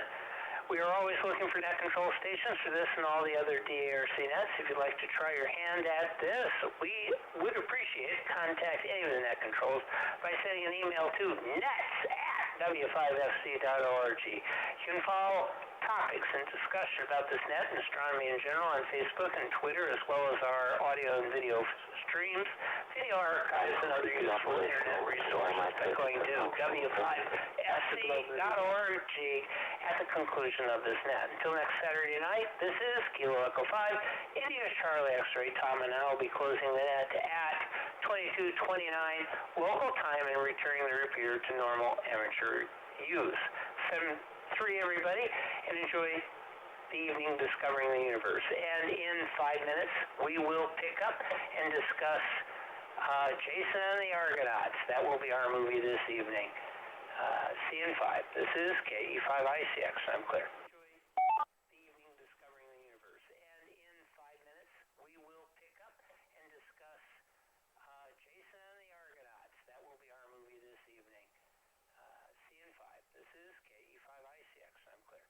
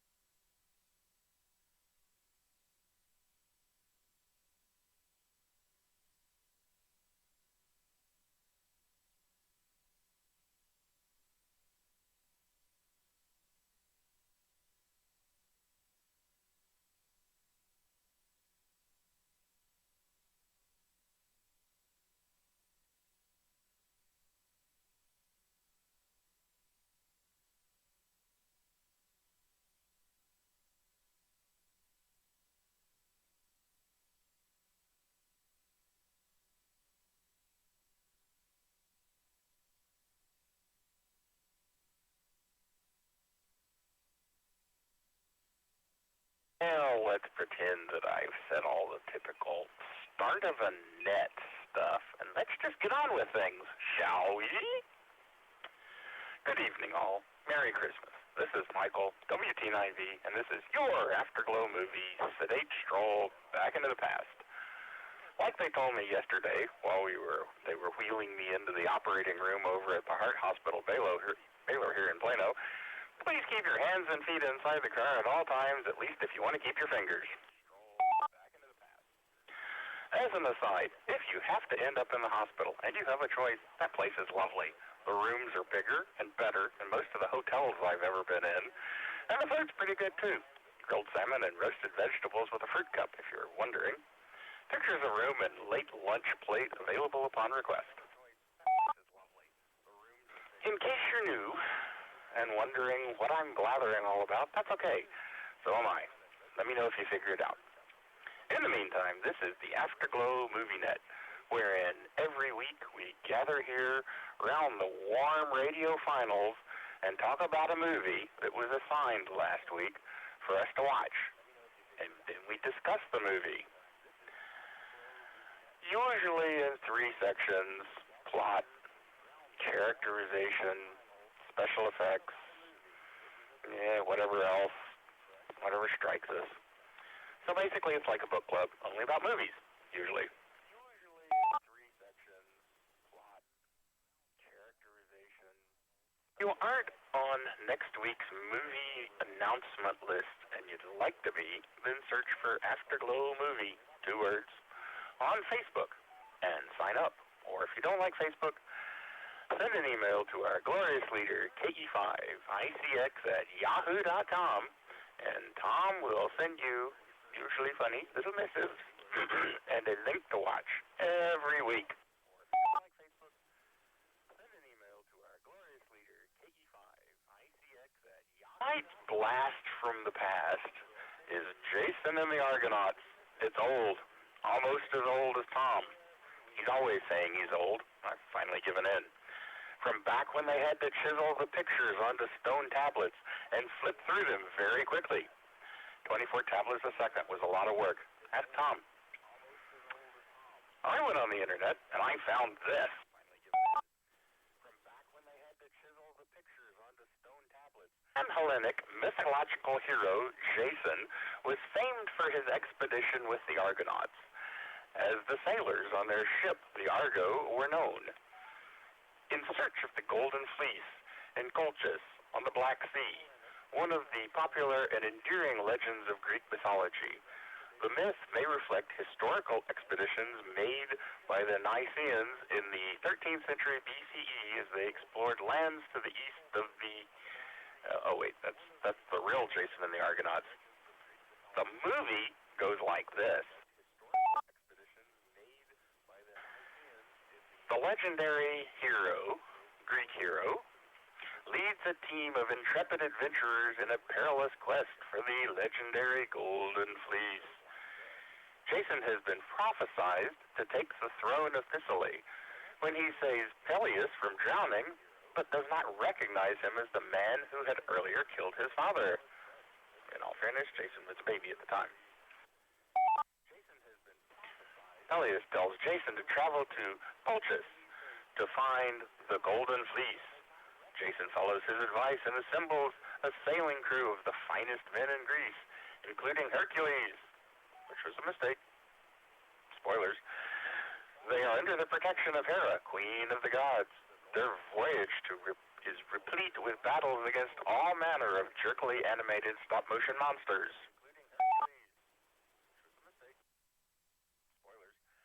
All I got. So, let's get this party started. This is WT9V, and I'm ready to scribble down the call sign, name, location, and possibly most importantly, whether you watched the movie. All I got. So, let's get this party started. I can't get my eye to quit tearing. The story was so touching. The call sign, name, location, and possibly most... Number 5, Bravo, Bill and Irving. Yes, I saw the movie. K5, Randy Rowlett. Yes, I have seen the movie. Number 5, Bravo,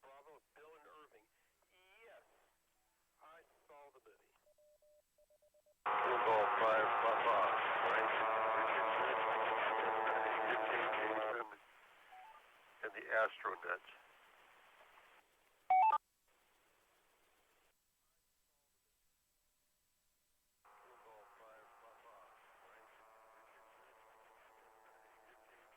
Kilo, Foxtrot 5, Tango, Sierra Kilo, Burl and Dallas. I did see the movie. I'm ready.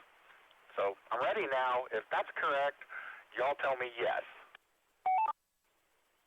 Kilo, Foxtrot 5, Tango, Sierra Kilo, Burl and Dallas. Oh, angry. Angry doubles. You double with KFI TSK Bro in Dallas. You saw the movie KE5ICX in Louisville. I saw the movie.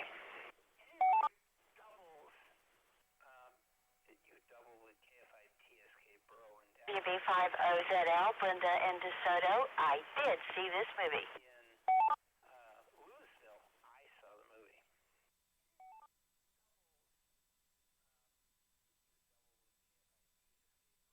UB50ZL, Brenda and DeSoto. I did see this movie. Anybody else out there in RF land?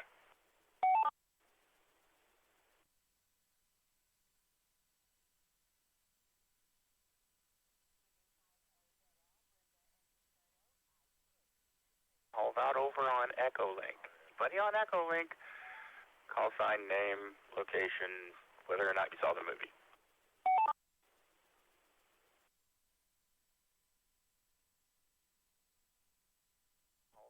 This is Kilo Golf 5, Bravo Zulu Whiskey, J near Weatherford, and outside the film. This is Kilo Foxtrot 5, Papa Delta Sierra, Billy and Sherman, and yes, I have seen the film.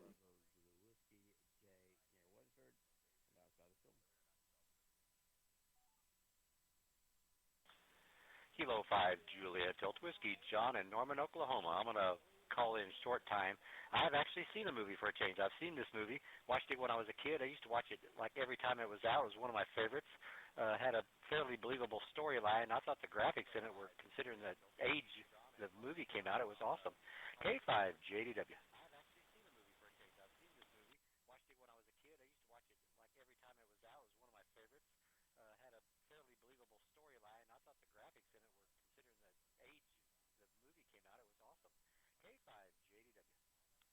Let me see who I got K5JDW John, short time, so we'll go with you first. N5BB Bill. I believe I got K5GLD Randy. I think I heard KG5P, but I didn't hear whether or not you saw the film. N5BB Bill. That is affirmative. This is KG5P.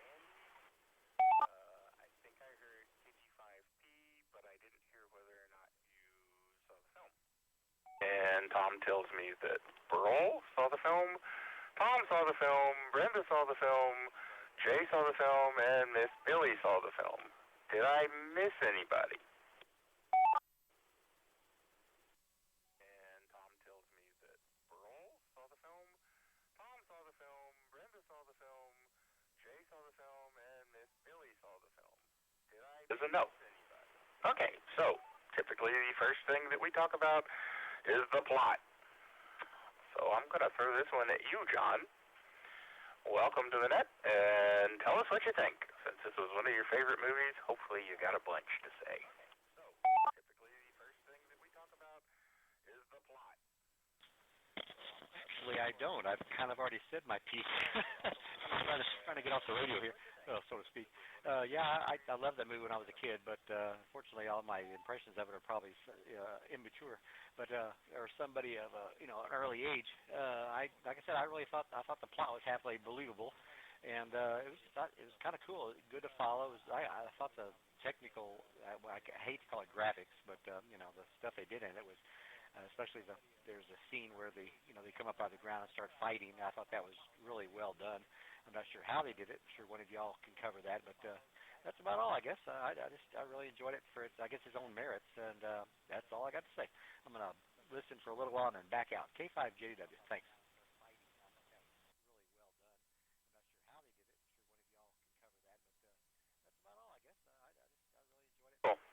I'm glad we could deliver a blast from the past for you. N5BB, Bill, what are your thoughts from WT9B? Hey, Michael, this is N5BB. Well, the plot was okay. It was an action movie, so that you had these extended action sequences, and then it jumped to another extended action sequence. So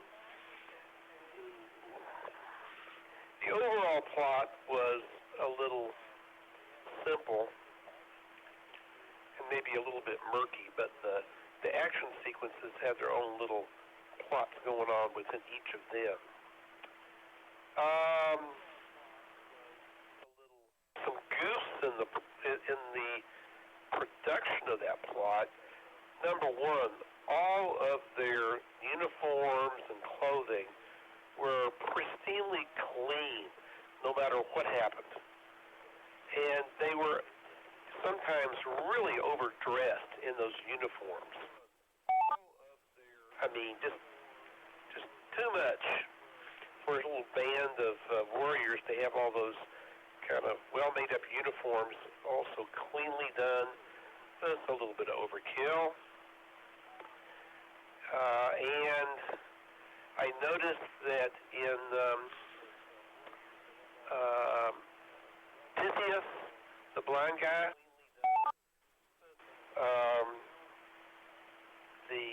I guess there were temple virgins or something that were bringing him all that food out there for whatever. It didn't really explain why he was there with the harpies, except he was supposed to be suffering. But the food included grapes and apples, which were fine, but included bananas, I noticed. Bananas in multiple scenes.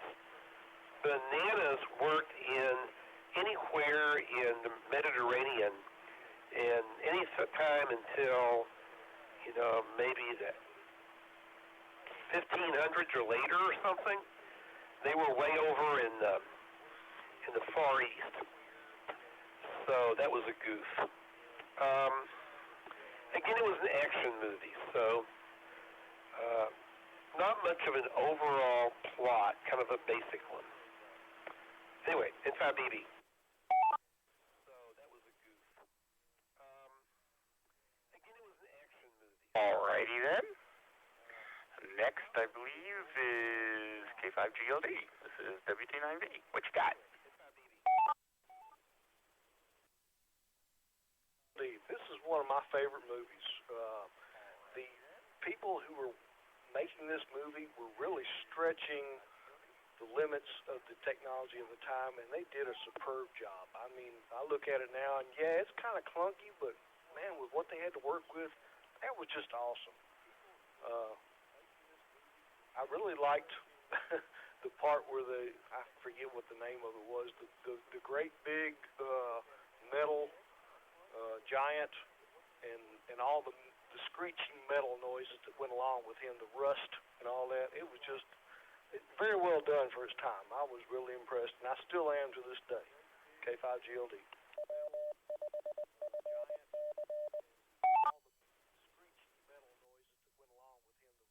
Thank you for your comments. KG5B, Mike, your turn. All right, thank you, Michaels.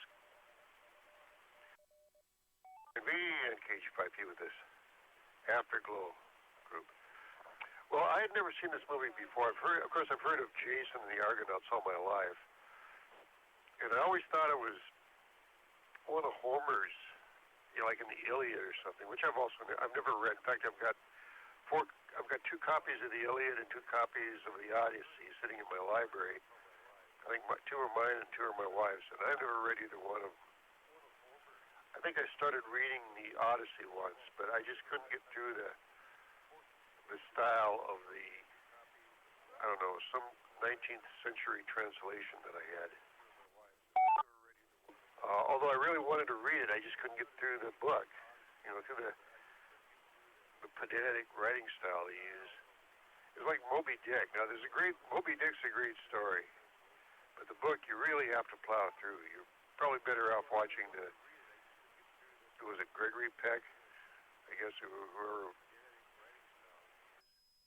like Moby Dick. Now, Moby Dick's a great story, but trying to read it is just really, I'd rather read something else. I don't have to. So apparently, this movie was, or the actual Jason and the whole Argonaut deal, that was really written by a 1st century Roman by the name of Flaccus, and is in an epic poem. And that's about it. It wasn't a Homer poem or Homer book, Iliad or the Odyssey, which is sort of news to me. I had to look it up. I thought it was interesting. We'll talk later about the special effects, but this is a Harryhausen, and this might have been one of Harryhausen's best. I'm not exactly sure where, in the sequence of the films that he did, but I suspect it was one of the last ones that he did because his effects seem to have evolved over the previous movies that he made, and I think he finally got it down. And some of the stuff is, the skeleton deal is, his effects seem to well known. Even if you never saw the movie, you've heard of that. But we'll save that for later. So back to that. This is KG5P.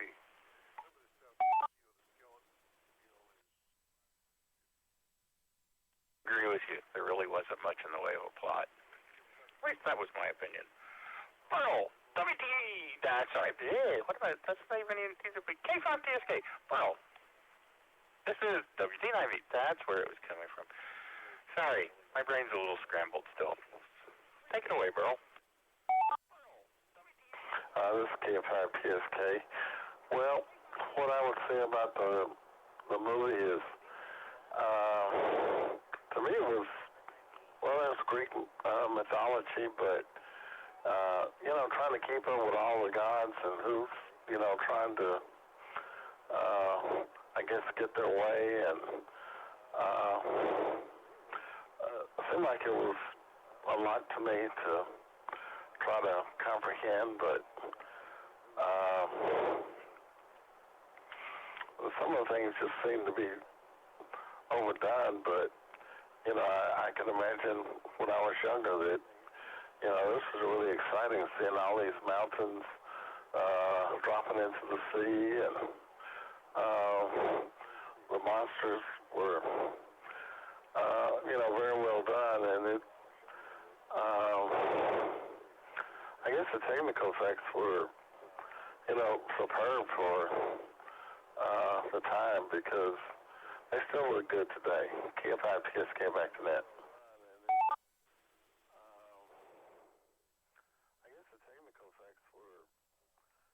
You're right. This is very true, Burl. Very true. So now we're going to lob this hot potato over to Mr. Tom. What do you have to say, Mr. Tom? It is your turn. This is WT9V. You're right. This is very true, Burl. Very true.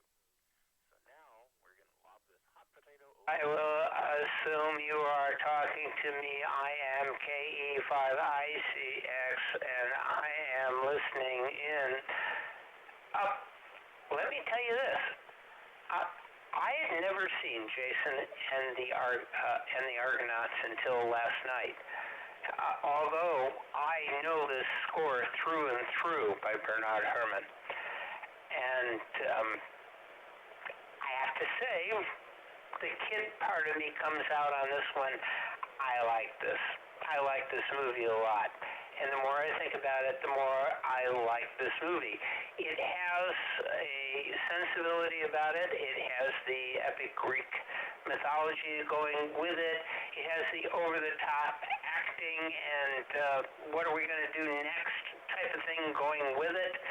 It has the Acropolis thing going on, and the fact that everybody's watching on a big screen TV. I mean, in that pool thing, chess pieces and how they're going to work it out with people, and they're playing this game.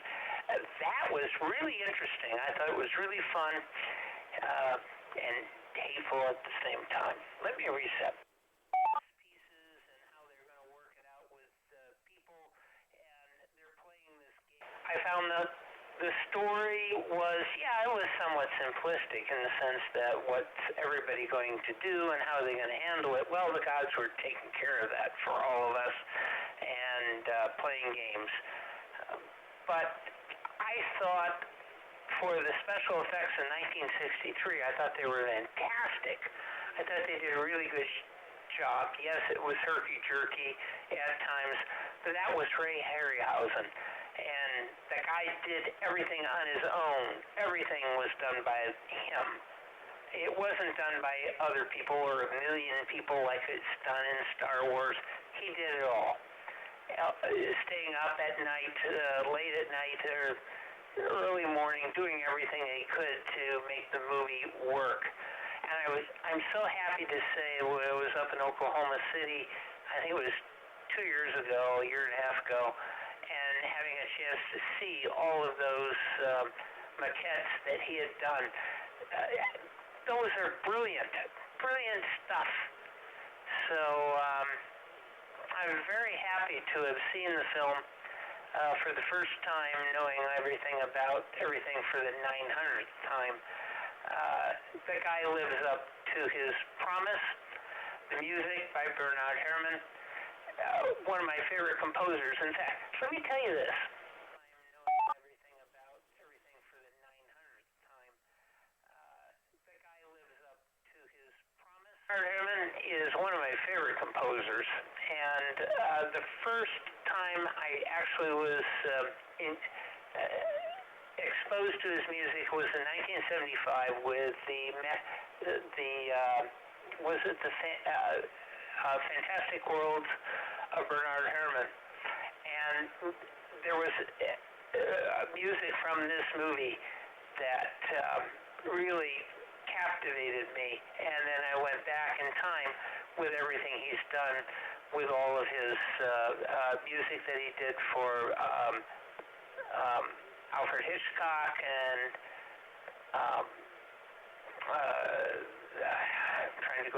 I'm trying to think all this stuff out, but Alfred Hitchcock's music,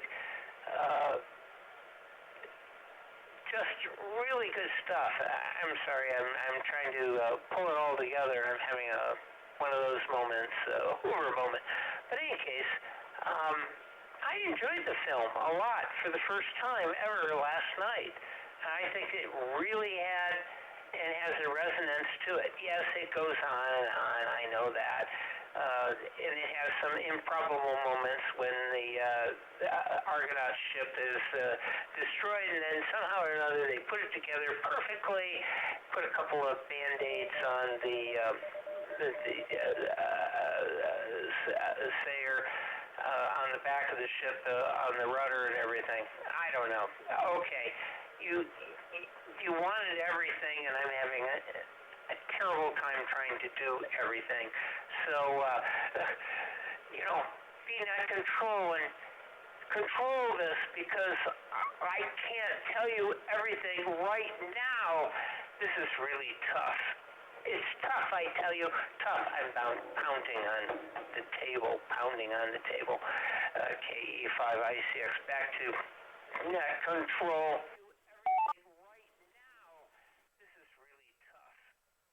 Oh, okay then. Take your time, Tom. It's okay. We'll come back to you.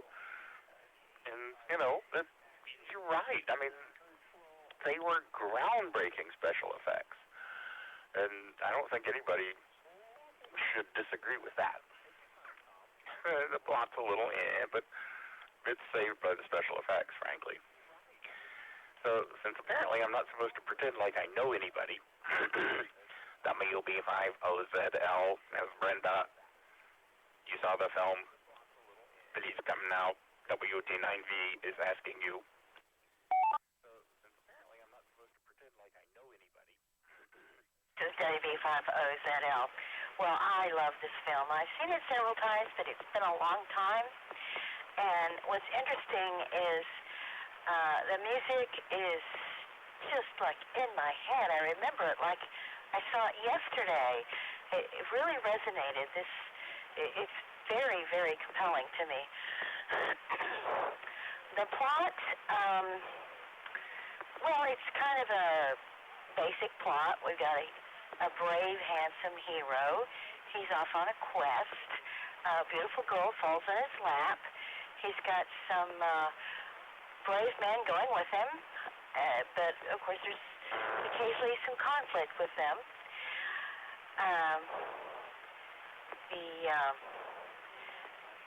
And they fight the the monsters, and he's victorious, and he succeeds in his quest. So it's a real basic plot, but you don't get that sense of, oh, this is too simple. This was Harryhausen's favorite movie. He said so. And a big thrill I had. I've been to a bunch of sci-fi conventions, and he was at one of them, and I got to meet him and hear him talk. And he plopped a briefcase on the table and opened it up and pulled out several of these little skeletons. And he said, these are the ones we actually used in the movie. They were about 8 inches tall, and that was just the biggest thrill for me to see the actual artifacts. I'm such an artifact junkie anyway. And he has a British accent, very proper in a suit and tie. You wouldn't think he is this amazing creative force that he is. Everybody recognizes his genius. He has a British accent, very proper in a suit and tie. You wouldn't think he is this amazing. And well, that's all I have to say for now. I'll have more later. This is WB5OZL.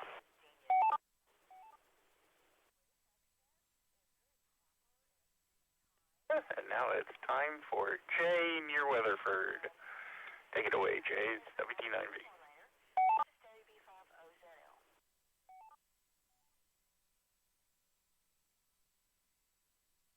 This is KG5BCW. Jay in Weatherford. Yeah. Well, I don't know. This is one of those things where while you watch it, well, it's the Harryhausen special effects.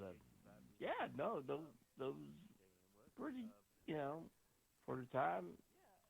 I mean, the Talos Giant is still impressive today with the Foley effects and everything. It just there's a certain, I don't know, cool aspect to it. And well, I don't know. There's it's like I don't know if I want to follow the traditional thing. I don't think anybody else is either about staying strictly to the plot and all when we got so much other stuff. So I don't know. It's hard to. It's like as far as recommending the film. I think there's a reason a lot of us have only watched this the first time, like in the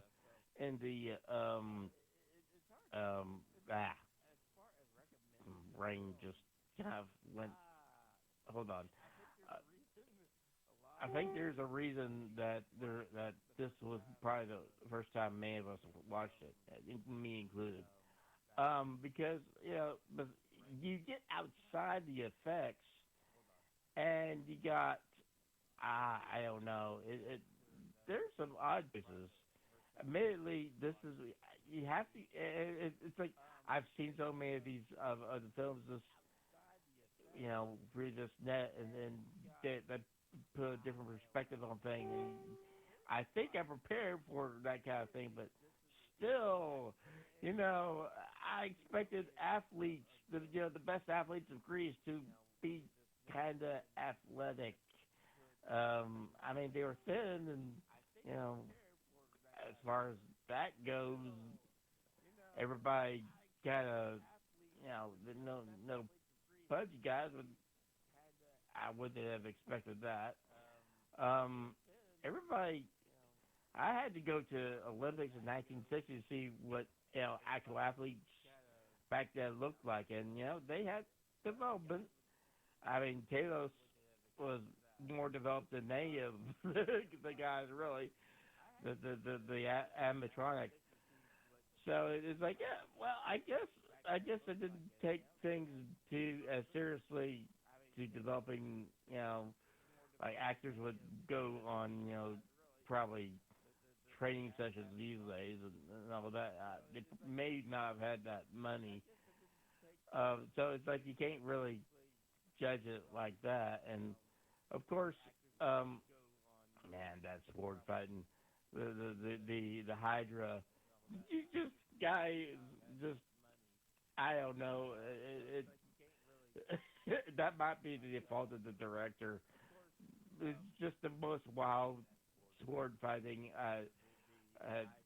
That and the guy animating the Hydra didn't know how to seem to know how to make the animation work. So it was like, okay, I guess I'll forgive that. At least at the end you got the skeletons, which actually the swordplay actually makes more sense there. But I don't know. I've said the things I really kind of wanted to say this round. If I think of anything else, I'll just bring it up next round. KQ5BZW.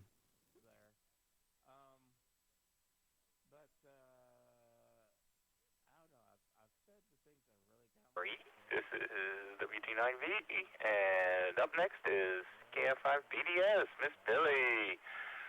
Bring it home, Miss Billy.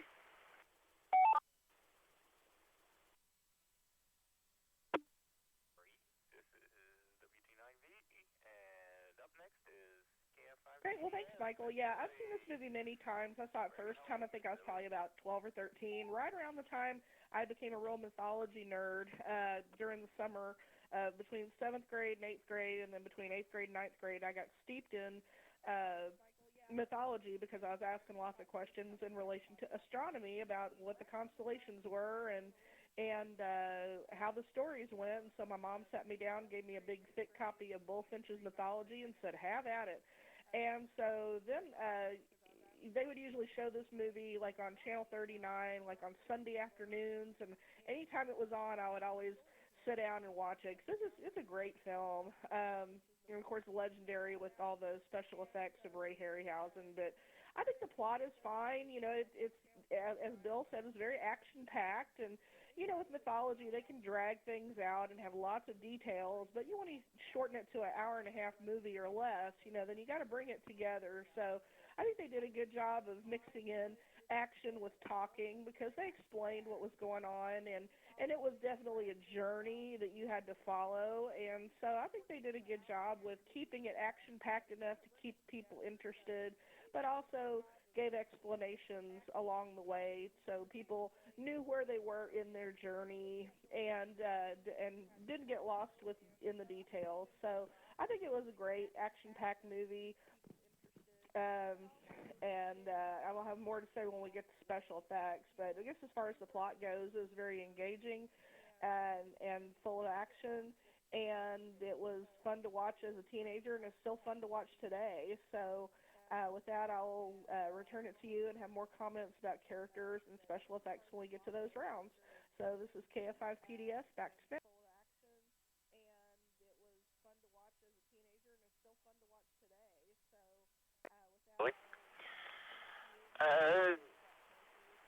It's time for me to ask if there's any more check-ins at this point. If there are any more folks out there that would like to check in, please come with your name, call sign, location, and whether or not you saw the film. It's time for me to ask if there's any more check-ins at this point. If there are any more folks out there that would like to check in, please come with your name, call sign, location, and whether or not you saw the film. Cave in. I guess it's my turn. What can I say about the plot? It's a classic. I mean, by definition. And I honestly don't have a whole lot in the way of comments because of if I've seen this before, I don't remember. I have vague memories of it, perhaps, but I think I've seen bits of it here and there. I don't know. I can't remember for sure. It's one of those things that's kind of lost in the sands of time. But really, 2 minutes of credits right at the beginning. That was kind of my first thought. Jason also swims strangely. And the first thing that I saw when I saw Phineas was they didn't have ancient Greek ruins back in ancient Greece. They had things.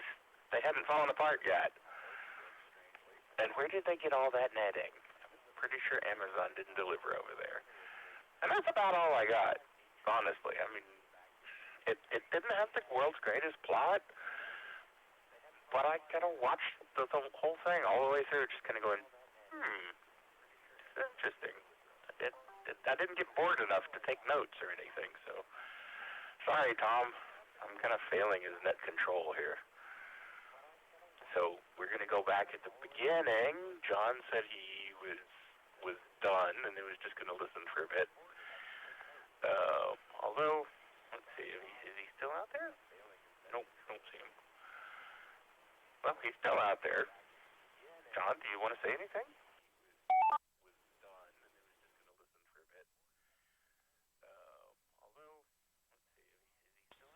No, thanks. I'm just going to listen in. I was actually hanging around a little longer than I thought I would. This is an interesting discussion. Like I said, you're finally talking about a movie I've actually seen, and many times.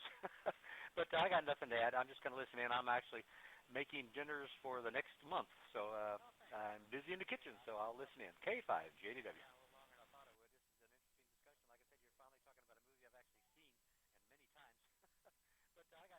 I'll give you a pass next time. So, N5BB, Mr. Bill, what you got for us about characterization? This is WT9V. I'll give you a pass next time. Michael, this is N5BB. Well, by the way, I did like the movie. I didn't really say one way or another initially. I did like it. And for a 1963 movie, the special effects and just the whole production was really pretty good, you know?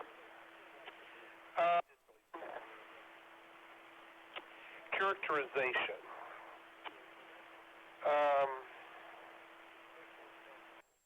And just the whole production was really pretty good. I believe Hera was Honor Blackman, if I remember correctly.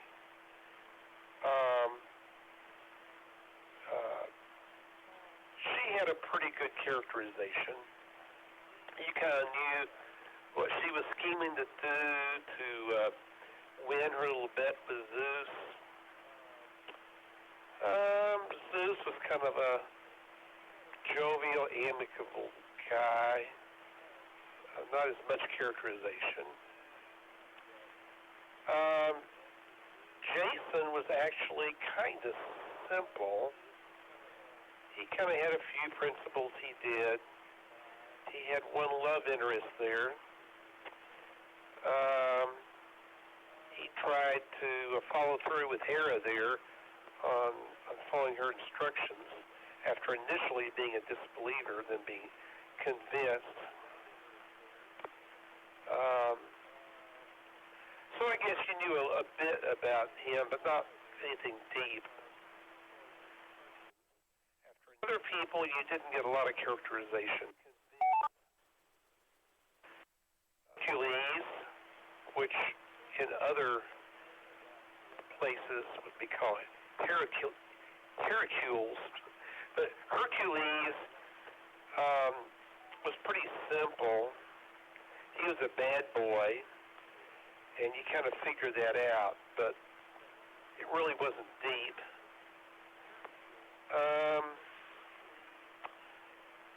So I guess he really didn't have enough time to get deep in things.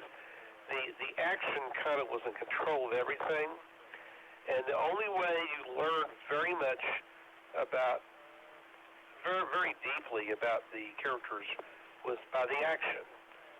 So, and you didn't learn a lot about their characterization then. You just saw if they were brave or foolish or or something like that. So I guess I think there was sufficient characterization for an action movie. Let's put it that way.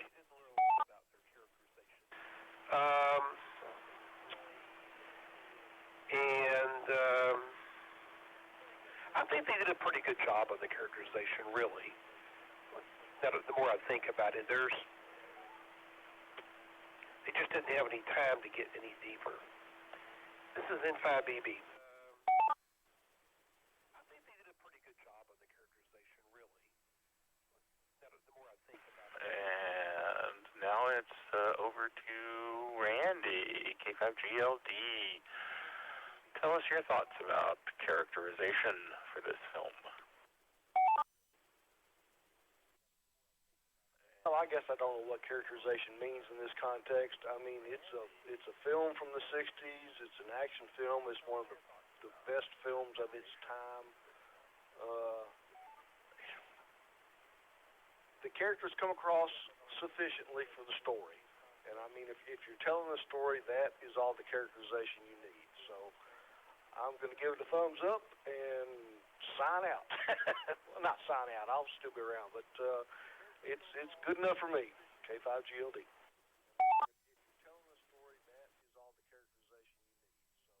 Well, that's all right. I have the feeling that when we come to the whatever else that you want to talk about round, you'll probably have a lot more to say.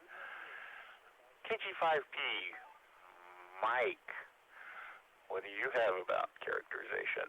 This is WT90. WT9V, KG5P. Okay, well, first of all, this movie is probably it's one of these movies that everybody should watch, but not for the characterization, and not for the acting. Characterization, acting. But the reason that I think it should be watched are for two reasons, possibly three. The main two that I see is, of course, Harryhausen. Now, you got to remember, they didn't have CGI back in those days. They didn't even know what a computer was. The main two, it would be some kind of a number cruncher. But what makes this movie great, in my opinion, is Harryhausen and the stop-action stuff that he did. We've seen a lot of Harryhausen stuff. 20,000 miles, or 20 million miles to Earth and all that. But this is probably one of his best. Even the Hydra. I mean, yeah, it was stop action, okay. They do a lot better nowadays with CGI and stuff. And this was the pinnacle of the technology.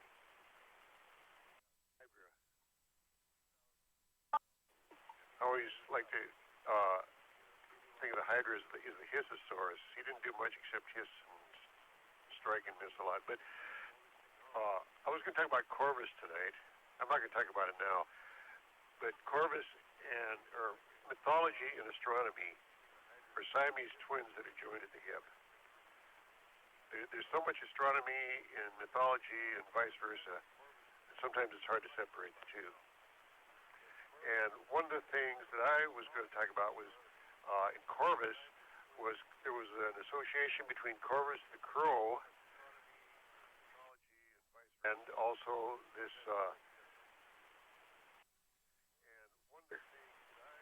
and this goes all the way through Greek mythology and astronomy. Now, some of the books that I use for my sources of information, basically two. One is George Robert Keppel and Glenn Sanders' book, and I've met both those guys at the Texas Star Party.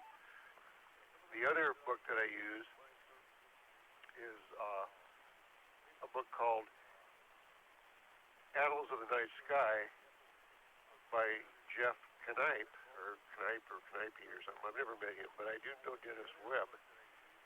And Dennis Webb, who just recently retired, and he's not in the latest book, which is book 7, and they're still working on the Seas. They haven't even got on the Seas yet. They got 7 volumes printed. But all those books start out, and usually this is the way I start out Miss Carolyn's Constellation, is I start talking about Greek mythology, because all these things seem to have in Greek mythology. And you can't talk about astronomy and the constellations without talking about Greek mythology, because there are in so many of them. And one of the things was Corvus and this, the Hissosaurus, this,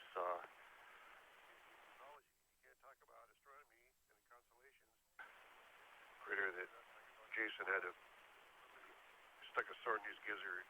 That was the end of him. And then they picked up the claws and did other stuff.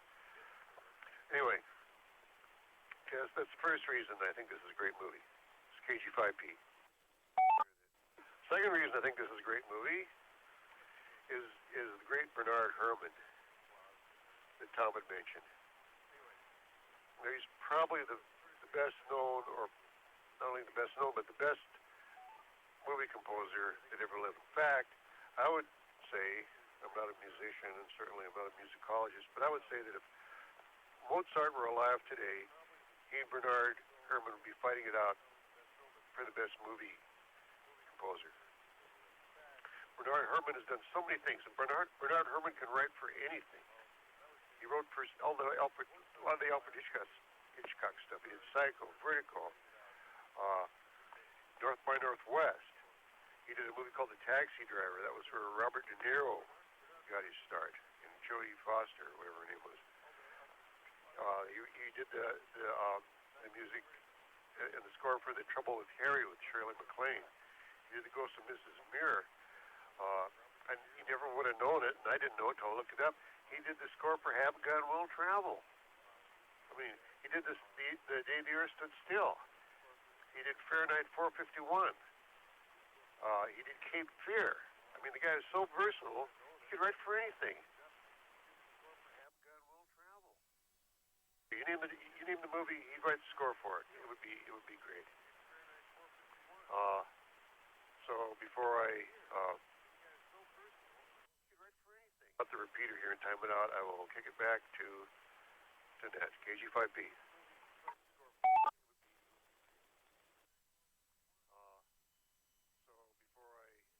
Very interesting and good point.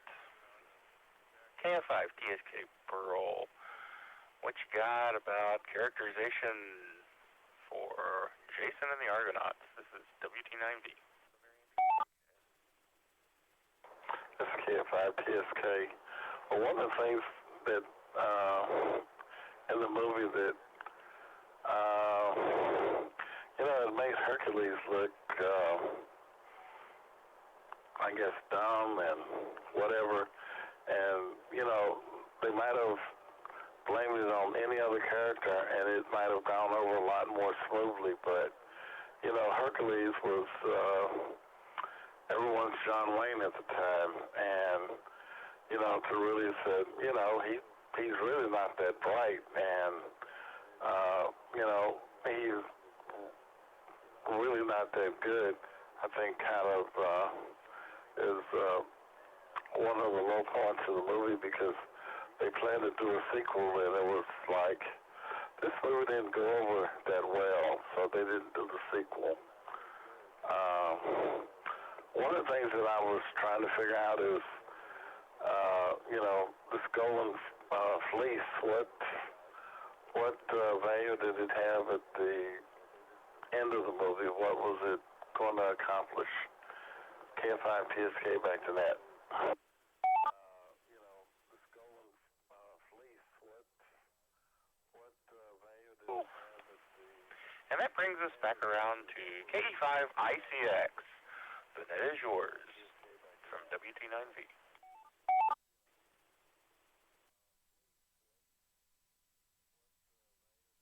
Well, thanks a lot. Everybody, buckle up, and we're going up and down and going around and all that stuff, because why not?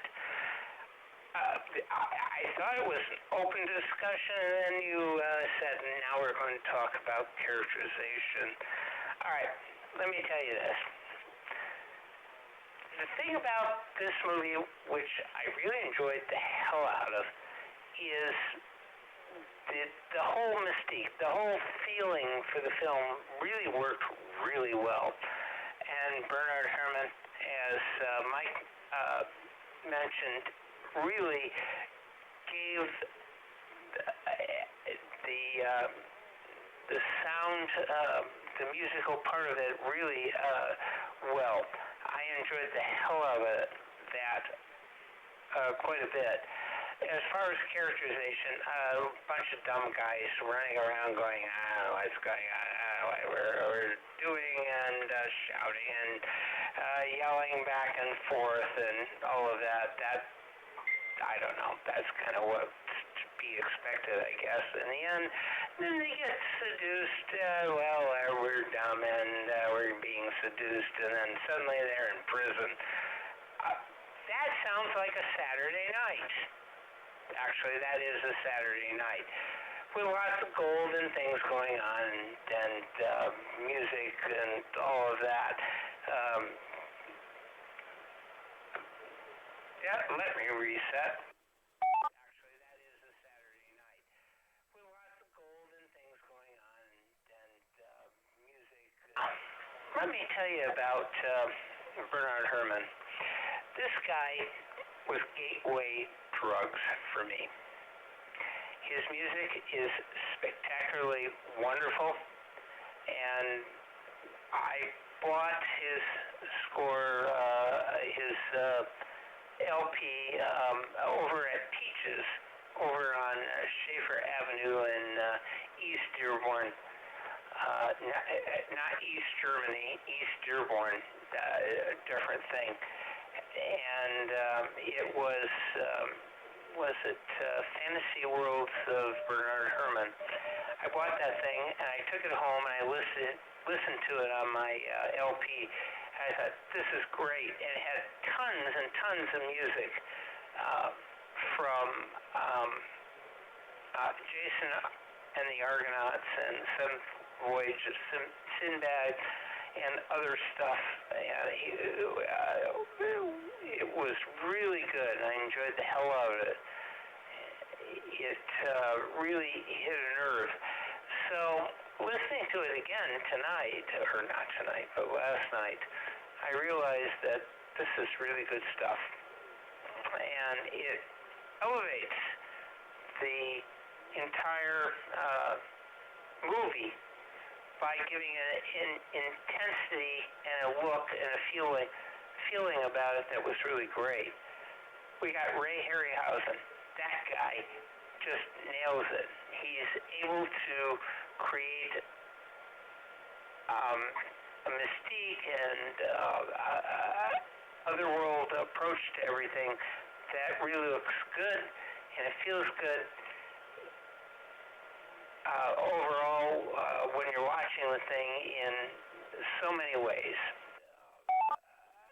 Otherworld approach to everything that really looks good, and it feels. So, seeing the film for the first time last night, I thought it was really cool that you could really pull all this stuff together and make it sound and feel and look really great in so many ways. And the thing about it is that back then it was difficult to make that stuff happen.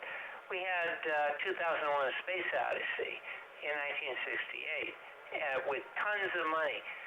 What do you do when you don't have that money? What do you do when you are trying to step up to the plate and make something better, or at least as good? And I think this movie really did a very good job of that.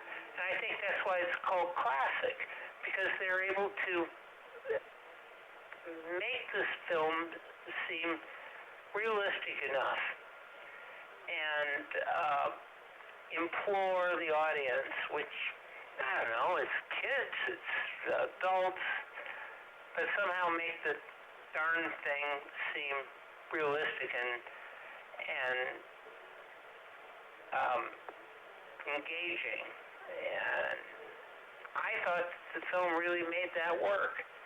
I don't know. I'm grabbing at straws at times about this film, but I really enjoyed it a lot. For the first time, I didn't see it until yesterday, and I really enjoyed it. And it has all my favorite people involved in making this film.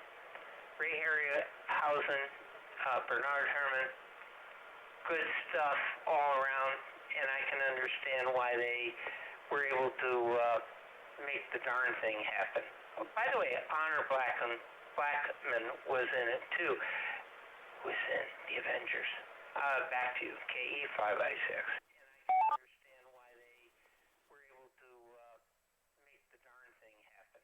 Oh, by the way, thank you, Tom. And I think we all pretty much agree. Characterization, you know, who cares? So, Miranda, what do you have to say about whatever? If you want to talk about characters, talk about characters. If you want to talk about whatever else, talk about whatever else. This is WT9V. Over to you, WB5OZL. This is WB5OZL. Well, I thought the characterization was really good, but, you know, it was pretty standard. The handsome, strong hero who is honorable, and everybody, I mean, it's kind of formulaic, but that's okay, it works. This movie could have just not worked if someone else had done it, but because of the people involved, it really did. Unfortunately, it lost money, and I don't know why. It made like $1 or $2 million, and it cost $3 million to make, which was a pretty hefty budget in those days. And I'm not quite sure why it didn't succeed. It should have. Everybody should have loved it the way we do.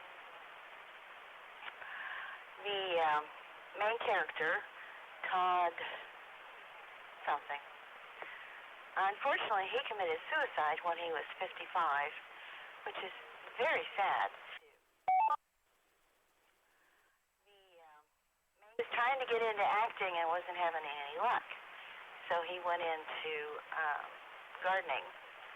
And he was gardening for the actress that played Dennis the Menace's mom. And she, how do I say this, liked his looks. And she thought he would look good up on the screen, so she got him a chance, and that launched his career. He didn't make a lot of movies, and I think it's just very tragic that he ended like that. He had an injury and was addicted to drugs. That might have been a factor. I don't know. But you think it's just very sad for somebody to end up like that.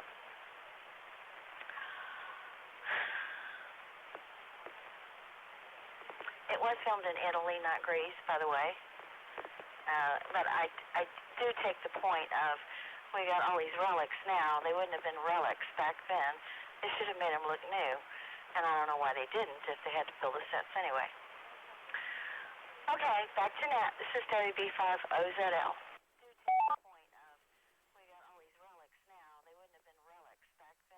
Thank you, Ms. Brenda, and that brings us around to KG5BZW, Jay, near Weatherford. This is WT9V. Take it away, Jay. Ms. Brenda, and that brings us around to KG5BZW. This is KG5BZW. Well, yeah, characterization, but I don't know. I've been trying to figure out what to say, honestly. This is one of those films that's oh wow, the music just. I'll have to admit, what music it was, it went well into the background, but for whatever reason, this is not for me. I mean, I like Bernard Herrmann, especially his Hitchcock film adaptations, and I mean what's the word I'm trying to say? I misspoke there. The music for those films.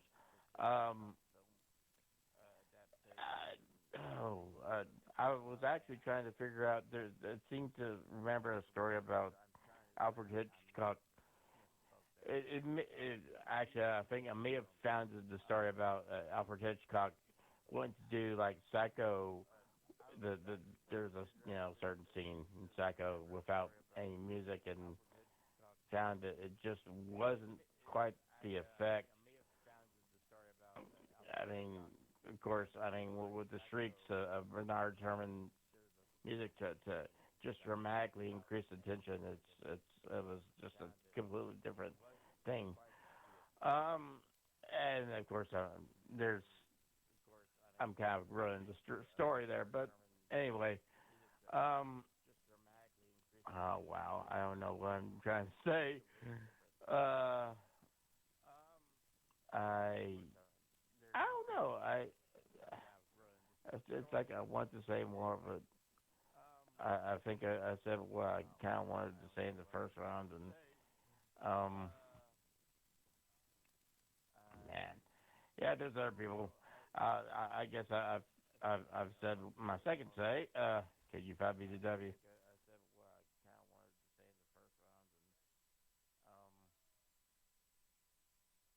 Hey, DJ, that means it's time for Miss Billy. Billy, what do you have for us? This is WT9V. Over to you.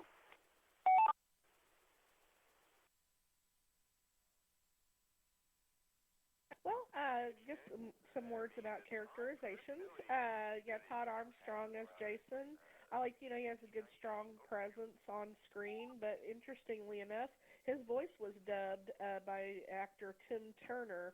And also Nancy Kovac, who played Medea, her voice was dubbed by Eva Haddon, and they don't have a link to her, but I'm not sure what other roles she accomplished. But I thought that was interesting. I never knew that until I started delving into things, a few years back, wanting, with the wonders of Wikipedia and the internet, you can look all these things up.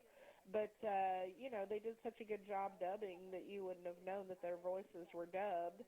I guess to make them sound more alluring and strong, so it always makes me wonder what the original voices sounded like. So in addition to the visual special effects, we had audio dubbing for the characters, I guess, to give the whole package, the classic good looks and the classic sounding voice. Some interesting other things, of course, there were some differences between the classical mythology and the movie. They don't go into how Medea is actually the one who kills King Pelias. And also, I was reading that she actually killed her own brother in order to help Jason and the Argonauts escape. But, of course, that was probably too gory to delve into, so they changed some things around with the action of the story. And also, another thing I thought was interesting was the character Hylas in the movie. He gets crushed by the falling Talos after they drain the ichor from the statue.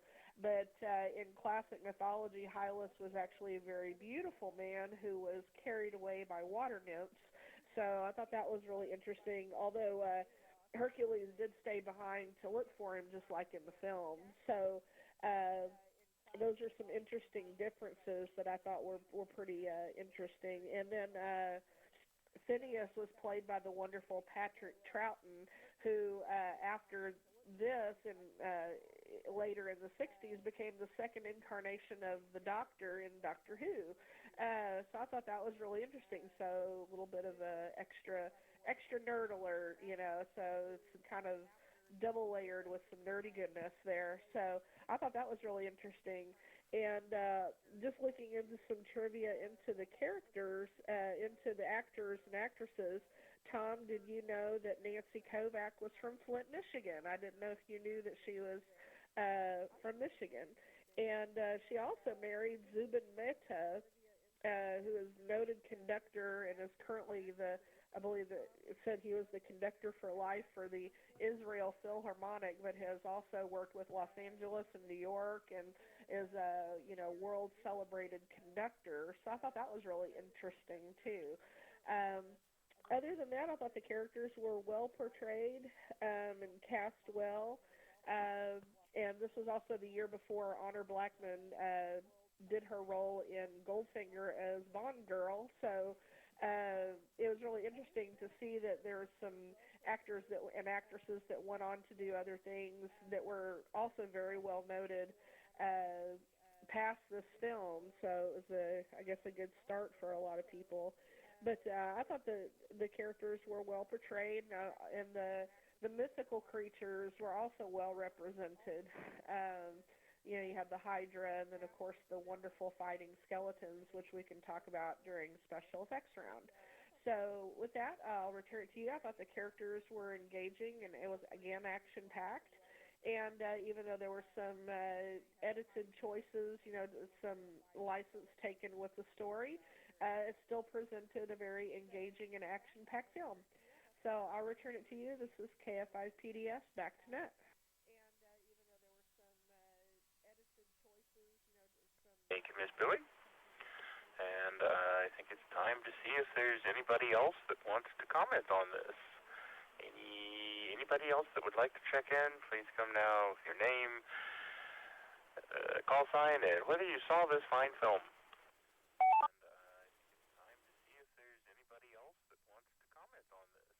So, Foxtrot 5, Quebec, Delta, Quebec, Eric in Dallas Mobile. I did not see the film. I'm not even sure what film you are talking about, but I just got done watching Star Wars. Yay, KF5, QTQ.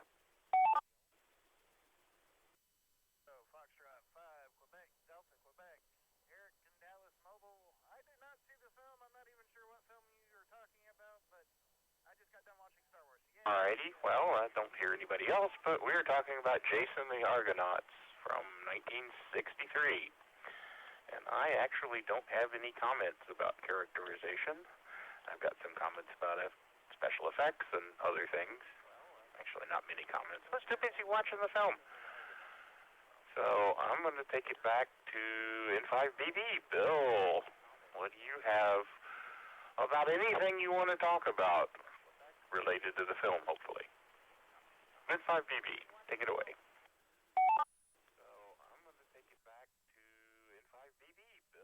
Oh, related to the film, Michael. This is N5BB. I think that's it. It was an action film. And so once you talk about the special effects and the action things and a few other things, there's not a lot else to talk about. N5BB clear.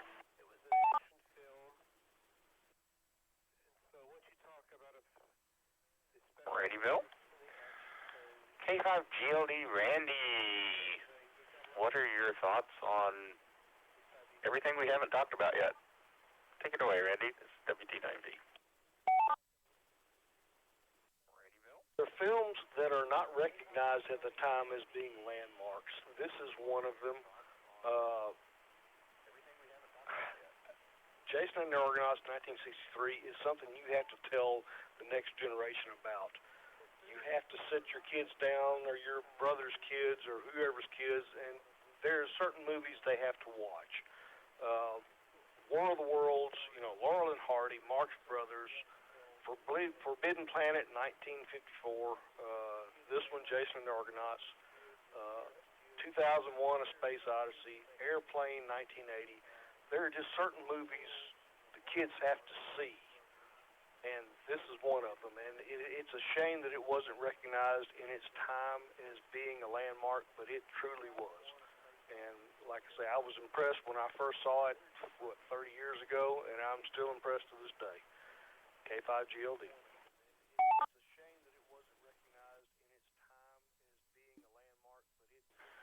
Well, you're not wrong. KG5P, Mike, your thoughts on, well, whatever thoughts you want to have. This is the open round, if it wasn't clear already. Anything you want. Special effects, skeletons, hydras, anything else. KG5B, this is WT9V. WT9V and the group KG5P. Oh, I just had a couple of things. Some had already been mentioned. I just been scribbled notes down. I don't know if I'd mentioned that Bernard Herrmann also did music for the score for Fahrenheit 451, Cape Fear, and The Day the Earth Stood Still. I don't know if I'd mentioned that before. Another minor thing that I came across, they had a transporter beam, you noticed, and I don't know if that's where Star Trek got the idea or not, but they might have been the first movie to have a The Fly had a transporter beam too, so I don't know. But that's all I had. Interesting movie. Back to net KG5P.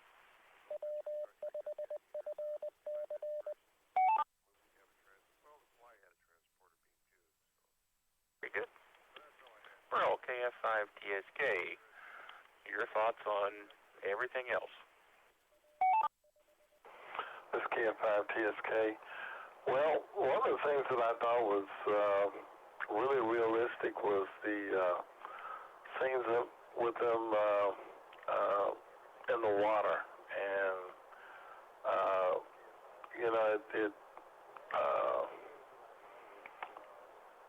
everything looked realistic, and I like the skeletons. I really focused on that because I was just trying to figure out how did they do that. They had so many things in the movie that just seemed so realistic. One of the, I guess, the monsters that they opened the valve on his foot, and it was like, there was fluid coming out forever, but never seemed to touch the ground. A little strange. But I thought it was entertaining. KF5TSK back to net.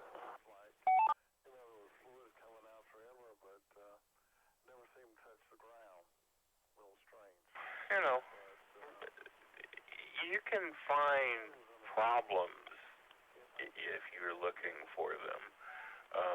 And there were little bits here and there, like I thought the water in between where the crashing rocks, I think it was, looked okay. That didn't look so great. It looked like little tiny bubbles, really magnified. But you're right. I mean, the skeleton thing, I was just like, how?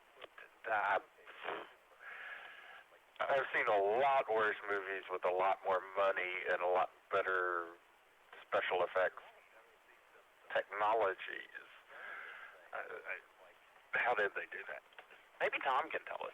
Tom, WT9V, is calling on K5ICX. What do you have for us about anything at all, Tom? Anything you want to talk about?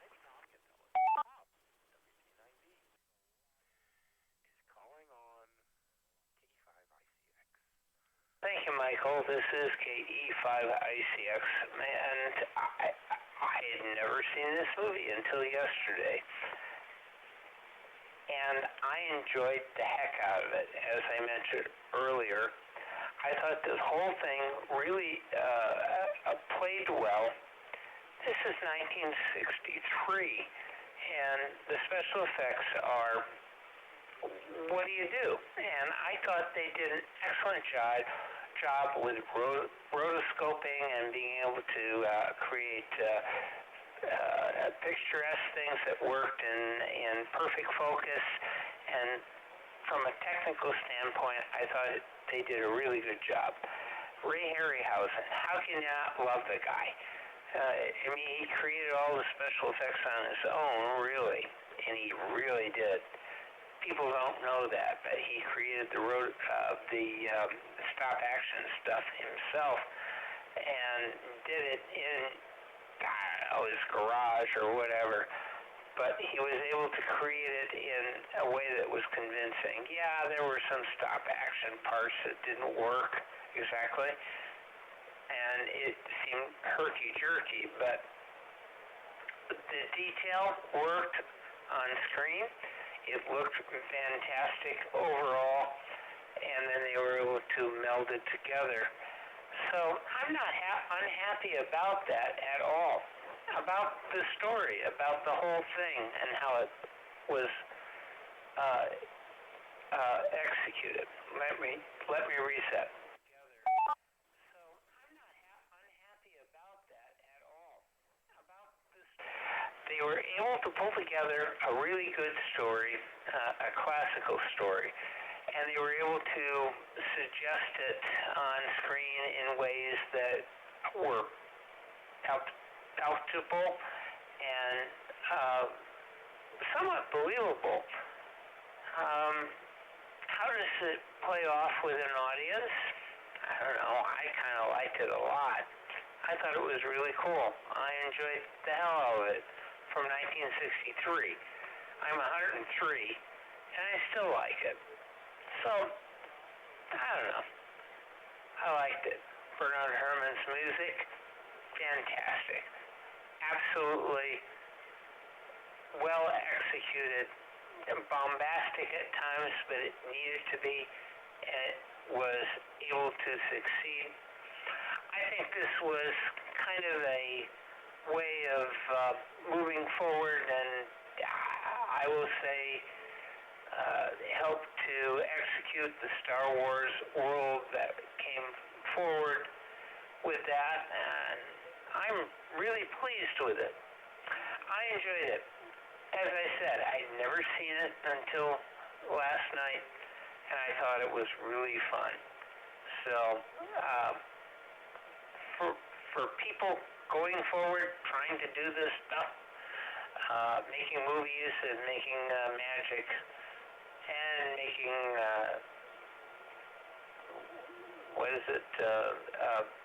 sausage, fix it somewhere in between and continue to do the same thing. I think this movie really was an inspiration going forward, including Star Wars. K5I6. Fix it somewhere in between and continue to do the same. Okay, Tom, thank you very much. And now it's Miss Brenda's turn to tell us what she thinks about anything at all that she likes to talk about.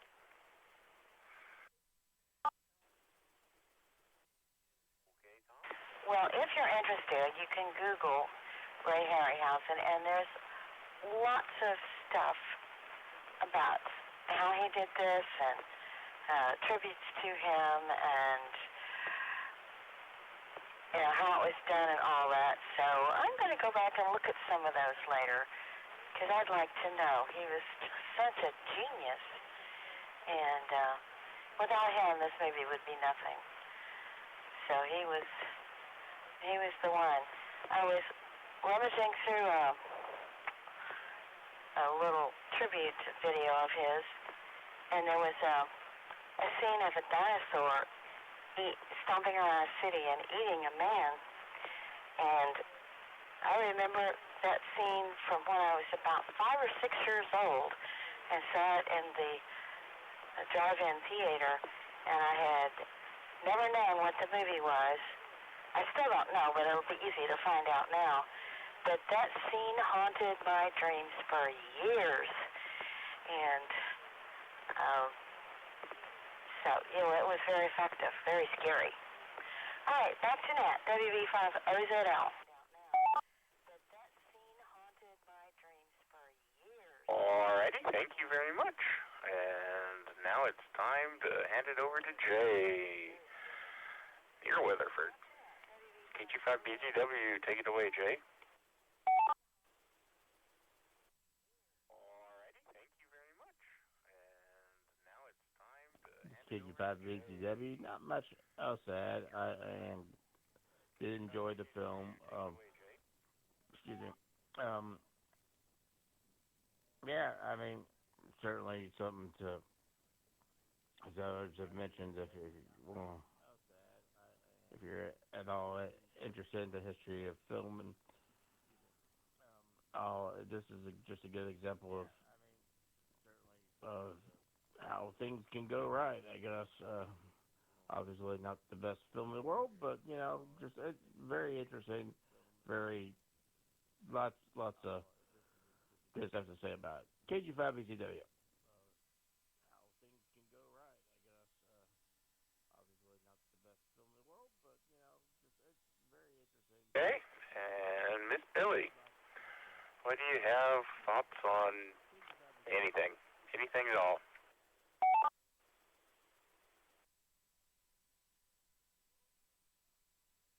Yeah, I agree with what other people said. Yeah, the special effects is really to stop and watch, and I was the same way. I was like, how do they do that? Because he was, just painstakingly done with models, just incremental movements at a time, and I just often wondered how long it took to create, the fighting skeleton scenes, and it's just painstakingly slow, but it has such dramatic effect. It's just so cool to see those things come to life, and in just any of the reading what other people said about Harryhausen's work, George Lucas was like, there probably wouldn't have been a Star Wars if it hadn't been for Ray Harryhausen, so a lot of people look to him as the giant upon whose shoulders they stood, because he just was incredible. His process looked like it was called dynamation, and I was trying to find details on it, but didn't find anything in time for my turn. But yeah, the things that stand out to me the most for the special effects, and then the music. I always loved Bernard Herrmann's music. To me, his music, I always thought of it as like music of the future. So I guess with that, I'm getting really tired, so I'll return it to you. This is KF5PDS, back to net.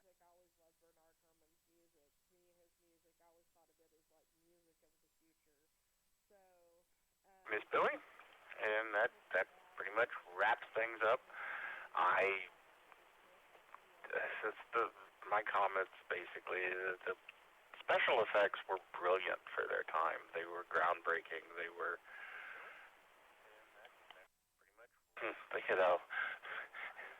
still, they managed to make skeletons fight somebody in '63.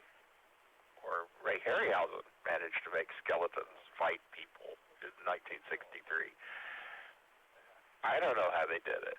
I kind of would like to know how they did it, because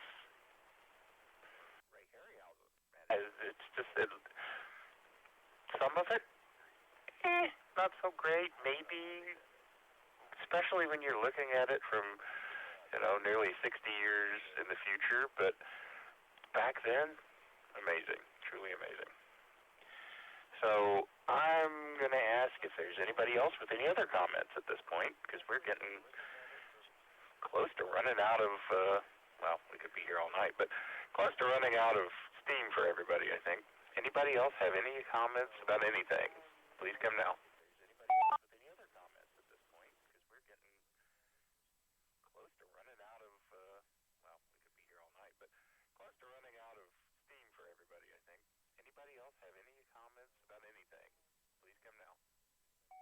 Okay then.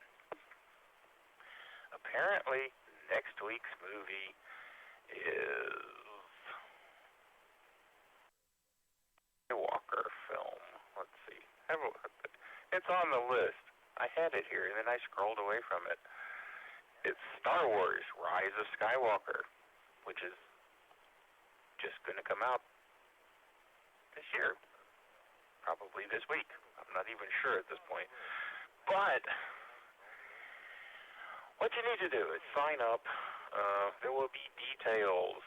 There will be details in the email that Tom sends out and on Facebook. So look for that. Follow the instructions. Apparently we're going to meet at a movie somewhere and do movie things again. Field trip. That's it. Field trip. That's the word I'm looking for. So watch this space. And this space means Facebook and or the email. And with that, at midnight, wow, we actually, if I ramble for a few more seconds, I can make it until midnight. But no, that's it. We're done. See you later. Have a good week. Merry Christmas if I don't talk to y'all again. And a different net control, as they say. This is WT9V. It's been a pleasure as always.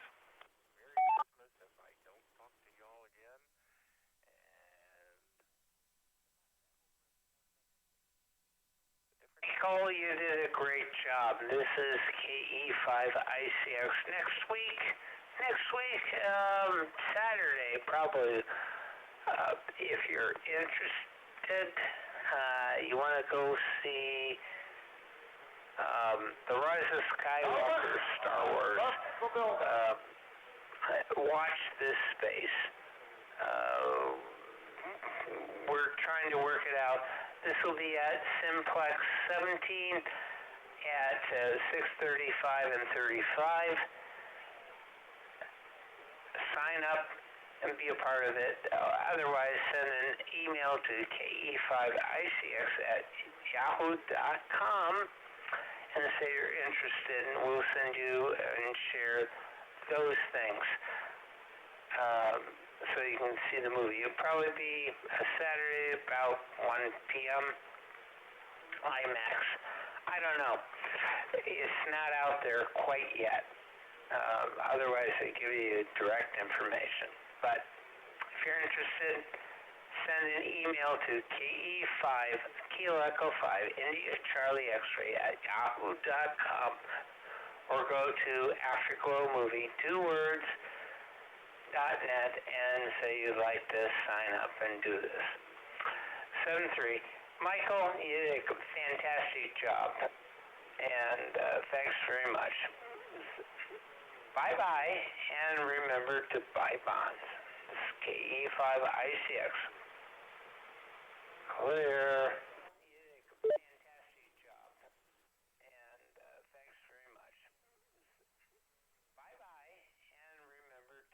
Really close to having to wing it tonight. I sat down at about 5 o'clock and made up what I said. Because yesterday was a busy day and today was kind of long. But I didn't want to disappoint you by saying, hey, I don't have anything, and somebody else do it. I don't ever want to do that. So, have a good night, Tom. Have a good night, everybody else. WT9V.